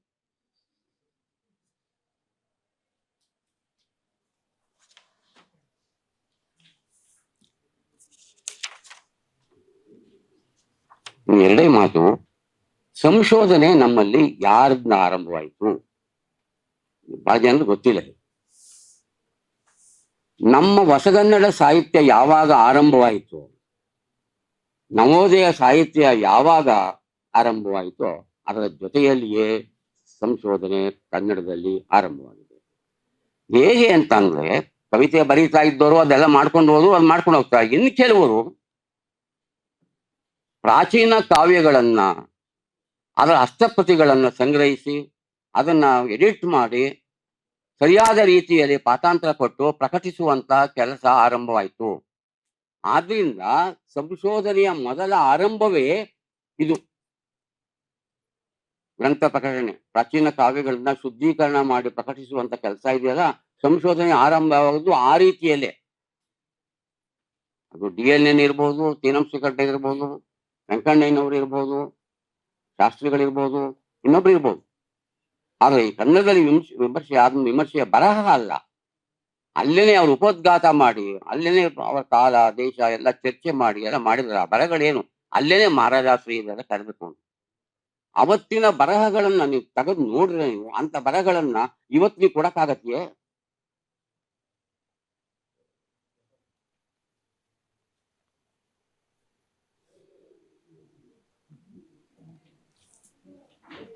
ನಿಜವಾಗ್ಲೂ ಕೂಡ ಕನ್ನಡದಲ್ಲಿ 20ನೇ ಶತಮಾನದ ಪೂರ್ವಾರ್ಧ ಭಾಗ ಏನಿದೆ ಅದು ಸಂಶೋಧನೆಯ ಕ್ರಾಂತಿಕಾರಕ ನಿಲುವುಗಳಿಗೆ ಸಂಬಂಧಿಸಿದ್ದು. ತುಂಬಾ ಕ್ರಾಂತಿಕಾರಕ ನಿಲುವುಗಳು ತಗೊಳ್ತಾರೆ ಅವರು. ಆ ತರದ ಬರಹಗಳಿವೆ, ನೀವು ಅವ್ನು ಪೂರ್ತಿ ತಕ್ಕೊಂಡು ಎಲ್ಲವನ್ನು ನೀವು ಓದಿ ನೋಡ್ಬೇಕಾದ್ರೆ. ಆಮೇಲೆ ಇನ್ನೊಂದು ಮಾತನ್ನು ನಿಮ್ಗೆ ಹೇಳ್ಬೇಕು. ನೀವೆಲ್ಲ ಈಗ ಸಾಹಿತ್ಯ ಓದು ಮರು ಓದು ಅಂತ ಮಾತುಗಳು ಬಂದ್ವಲ್ಲ, ಇದೆಲ್ಲ ನವೇದವರು ಮತ್ತೊಂದು ಜನರು ಓದು ಮರು, ಈ ಓದು ಮತ್ತು ಮರು ಓದುಗಳು ಇವತ್ತಿನವೇನಲ್ಲ. ನವೋದಯದಲ್ಲಿ ಈ ವಿದ್ವಾಂಸರು ಅವರೇ ಮಾಡಿದ್ರು. ಯಾಕಂದ್ರೆ ಪಂಪನ ಒಂದು ಟೆಕ್ಸ್ಟ್ ಸರಿ ಮಾಡ್ಬೇಕಾದ್ರೆ ಎಷ್ಟು ಜನ ಕೆಲಸ ಮಾಡಿದ್ದಾರೆ ನಿಮ್ಗೆ ಗೊತ್ತಾ? ಅವ್ನು ಸಿಕ್ಕುವುದು 1.5 ಪ್ರತಿ ಉತ್ತಮಾರ್ಜನ ವಿಜಯದಲ್ಲಿ. ಸರ್ವಜ್ಞನ ಮಾಡುವಾಗ ಉತ್ತಂಗಿ ಚೆನ್ನಮ್ಮನ ತಲೆ ಮೇಲೆ ಹೊತ್ಕೊಂಡು ಅವ್ರು ಎಷ್ಟು ಕಷ್ಟಪಟ್ಟಿದ್ದಾರೆ ಅಂತ ನಿಮ್ಗೆ ಗೊತ್ತಾ? ಅವರು ಒಂದಿನ ಓದಿ, ಇನ್ನೊಂದು ಓದಿ, ಮತ್ತೊಂದು ಓದಿ, ಅವನೇನ್ ಹೇಳ್ತಾನೆ ಇವನೇನ್ ಹೇಳ್ತಾನೆ ಇವೆಲ್ಲ ಹೇಳಿ ಎಡಿಟ್ ಮಾಡೋದು. ಅದು ಮರುವುದು ಅಲ್ವಾ? ವಿಮರ್ಶೆಯನ್ನ ಬರೆದ್ಬಿಟ್ಟು ನವೇ ವಿಮರ್ಶೆ ಬರೆದ್ಬಿಟ್ರೆ ಮರುವುದು ಮಾತ್ರ ಆಗ್ಬಿಡುತ್ತೆ, ಉಳಿದವ್ರದ್ದು ಆಗುದಿಲ್ವೇ? ಅವ್ನು ಮರುವುದು ಅಲ್ಲೇ ಆದದ್ದು ಇಲ್ಲೇ ಅಲ್ಲ ಕೇಳ್ಕೊಳ್ಳಿ. ಅದು ಪರಿಭಾಷೆಯನ್ನೇ ಸೃಷ್ಟಿಸಿದ್ರು ಹಾಗೆ ಅನ್ನುವಂಥದ್ದು ಟೀಕೆ ಟಿಪ್ಪಣಿಗಳು. ಅದು ಈ ಓದಿಗೆ ಸಂಬಂಧಿಸಿದ ಹಾಗೆ ನಾನು ದಯವಿಟ್ಟು ಹೇಳ್ಬೇಕಿದ್ರೆ ಹೇಳ್ಬಿಡ್ತೀನಿ. ವರ್ಜೀನಿಯಾ ಉಲ್ಫ್ ಅಂತ ಒಬ್ಬ ಲೇಖಕಿ ಇದ್ದಾಳೆ. ಅದನ್ನ ನಾನು ಬೇರೆ ಎಲ್ಲ ಕೊಟ್ಟಿನಿ, ಅವಳ ಅಭಿಪ್ರಾಯ ಕೇಳಿ ದಯಮಾಡಿ. ಓದಿಗೆ ಇದು ವರ್ಜೀನಿಯಾ ಉಲ್ಫ್ ಹೇಳುವ ಮಾತು ನಂದಲ್ಲ. ಓದಿಗೆ ಸಂಬಂಧಿಸಿದಂತೆ ಯಾರೊಬ್ಬರೂ ಬೇರೊಬ್ಬರ ಉಪದೇಶವನ್ನು ತೆಗೆದುಕೊಳ್ಳುವ ಅಗತ್ಯ ಇಲ್ಲ. ಓದಿಗೆ ಸಂಬಂಧಿಸಿದಂತೆ ಯಾರೊಬ್ಬರು ಇನ್ನೊಬ್ಬರ ಅಭಿಪ್ರಾಯಗಳನ್ನ ತೆಗೆದುಕೊಳ್ಬೇಕಾದಂತ ಅಗತ್ಯ ಇಲ್ಲ. ತನ್ನದೇ ಪ್ರತಿಕ್ರಿಯೆಯ ಮೂಲಕ ತನ್ನದೇ ವಿವೇಕವನ್ನ ಬಳಸಿ ತನ್ನದೇ ನಿರ್ಣಯಕ್ಕೆ ಬರುವುದು ಉಚಿತ. ಇವೆಲ್ಲ ಹೇಳಿದಾರ್ರಿ ಇವರು. ನಮ್ಮವ್ರಿಗೆ ಏನ್ ಬಂದಿದೆ? ಅವನು ಹೇಳಿದ್ದೆ ಇವನು ಹೇಳಿದ್ದೆ ಅಂತ. ನಾನೇನ್ ಹೇಳಿದೆ?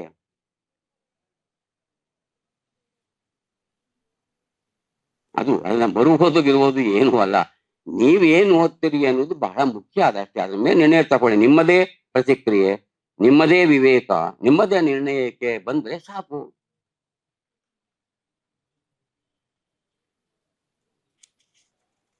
ಯಾಕೆ ಅಂದ್ರೆ ಗ್ರಹಿಕೆಯ ಪಠ್ಯಗಳು ಗ್ರಹಿಸಿದವನಿಗೆ ಸಂಬಂಧಿಸಿದಂತೆ ಇರುತ್ತವೆ.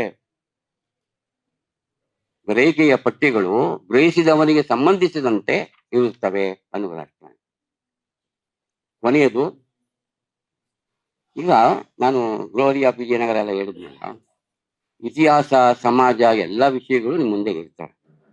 ತೀರ್ಮಾನ ತಗೊಳ್ಳುವಾಗ ನಾವು ಯೋಚನೆ ಮಾಡ್ಬೇಕಾಗ್ತದೆ. ನಾವೀಗ ಬಂದದ್ದೇನು ಅಂದ್ರೆ, ಆಯ್ತು ಬೇಡ ನೀವು ತಗೊಳ್ಳಿ ನನಗೆ ಗೊತ್ತಿದೆ ಅಂದ್ರೆ ಕಾಲದ ಅರಿವು, ಅದು ನಾನ್ ಕಾರಣ ಅಲ್ಲ. ನಾವೀಗ ಪ್ರಭುತ್ವವಾದಿಯಿಂದ ಪ್ರಜಾಪ್ರಭುತ್ವದ ನಿಲುವಿಗೆ ನಾವು ಬಂದಿದ್ದೆ. ಪ್ರಭುತ್ವವಾದ ಅಂದ್ರೆ ನಮ್ಮ ರಾಜ ಮಹಾರಾಜರು ಇವತ್ತು ಪ್ರಜಾಪ್ರಭುತ್ವ ನಿಲುವಿಗೆ ಬಂದಿದ್ದೆ. ಈ ಪ್ರಭುತ್ವದಲ್ಲಿ ಇದ್ದರೂ ಕೂಡ ಅದರ ವ್ಯವಸ್ಥೆಯ ಬಗ್ಗೆ ನಮ್ಮ ಲೇಖಕರು ಮಾತಾಡಿದ್ದಾರೆ. ನಾನು ನಿಮ್ಗೆ ಎಚ್ಚರ ಇರಬೇಕು ಅನ್ನೋದಕ್ಕೆ ಸಂಶೋಧನೆ ಕೆಲಸ ಮಾಡುವವನಿಗೆ ನಾನು ಹೇಳಿದೆ.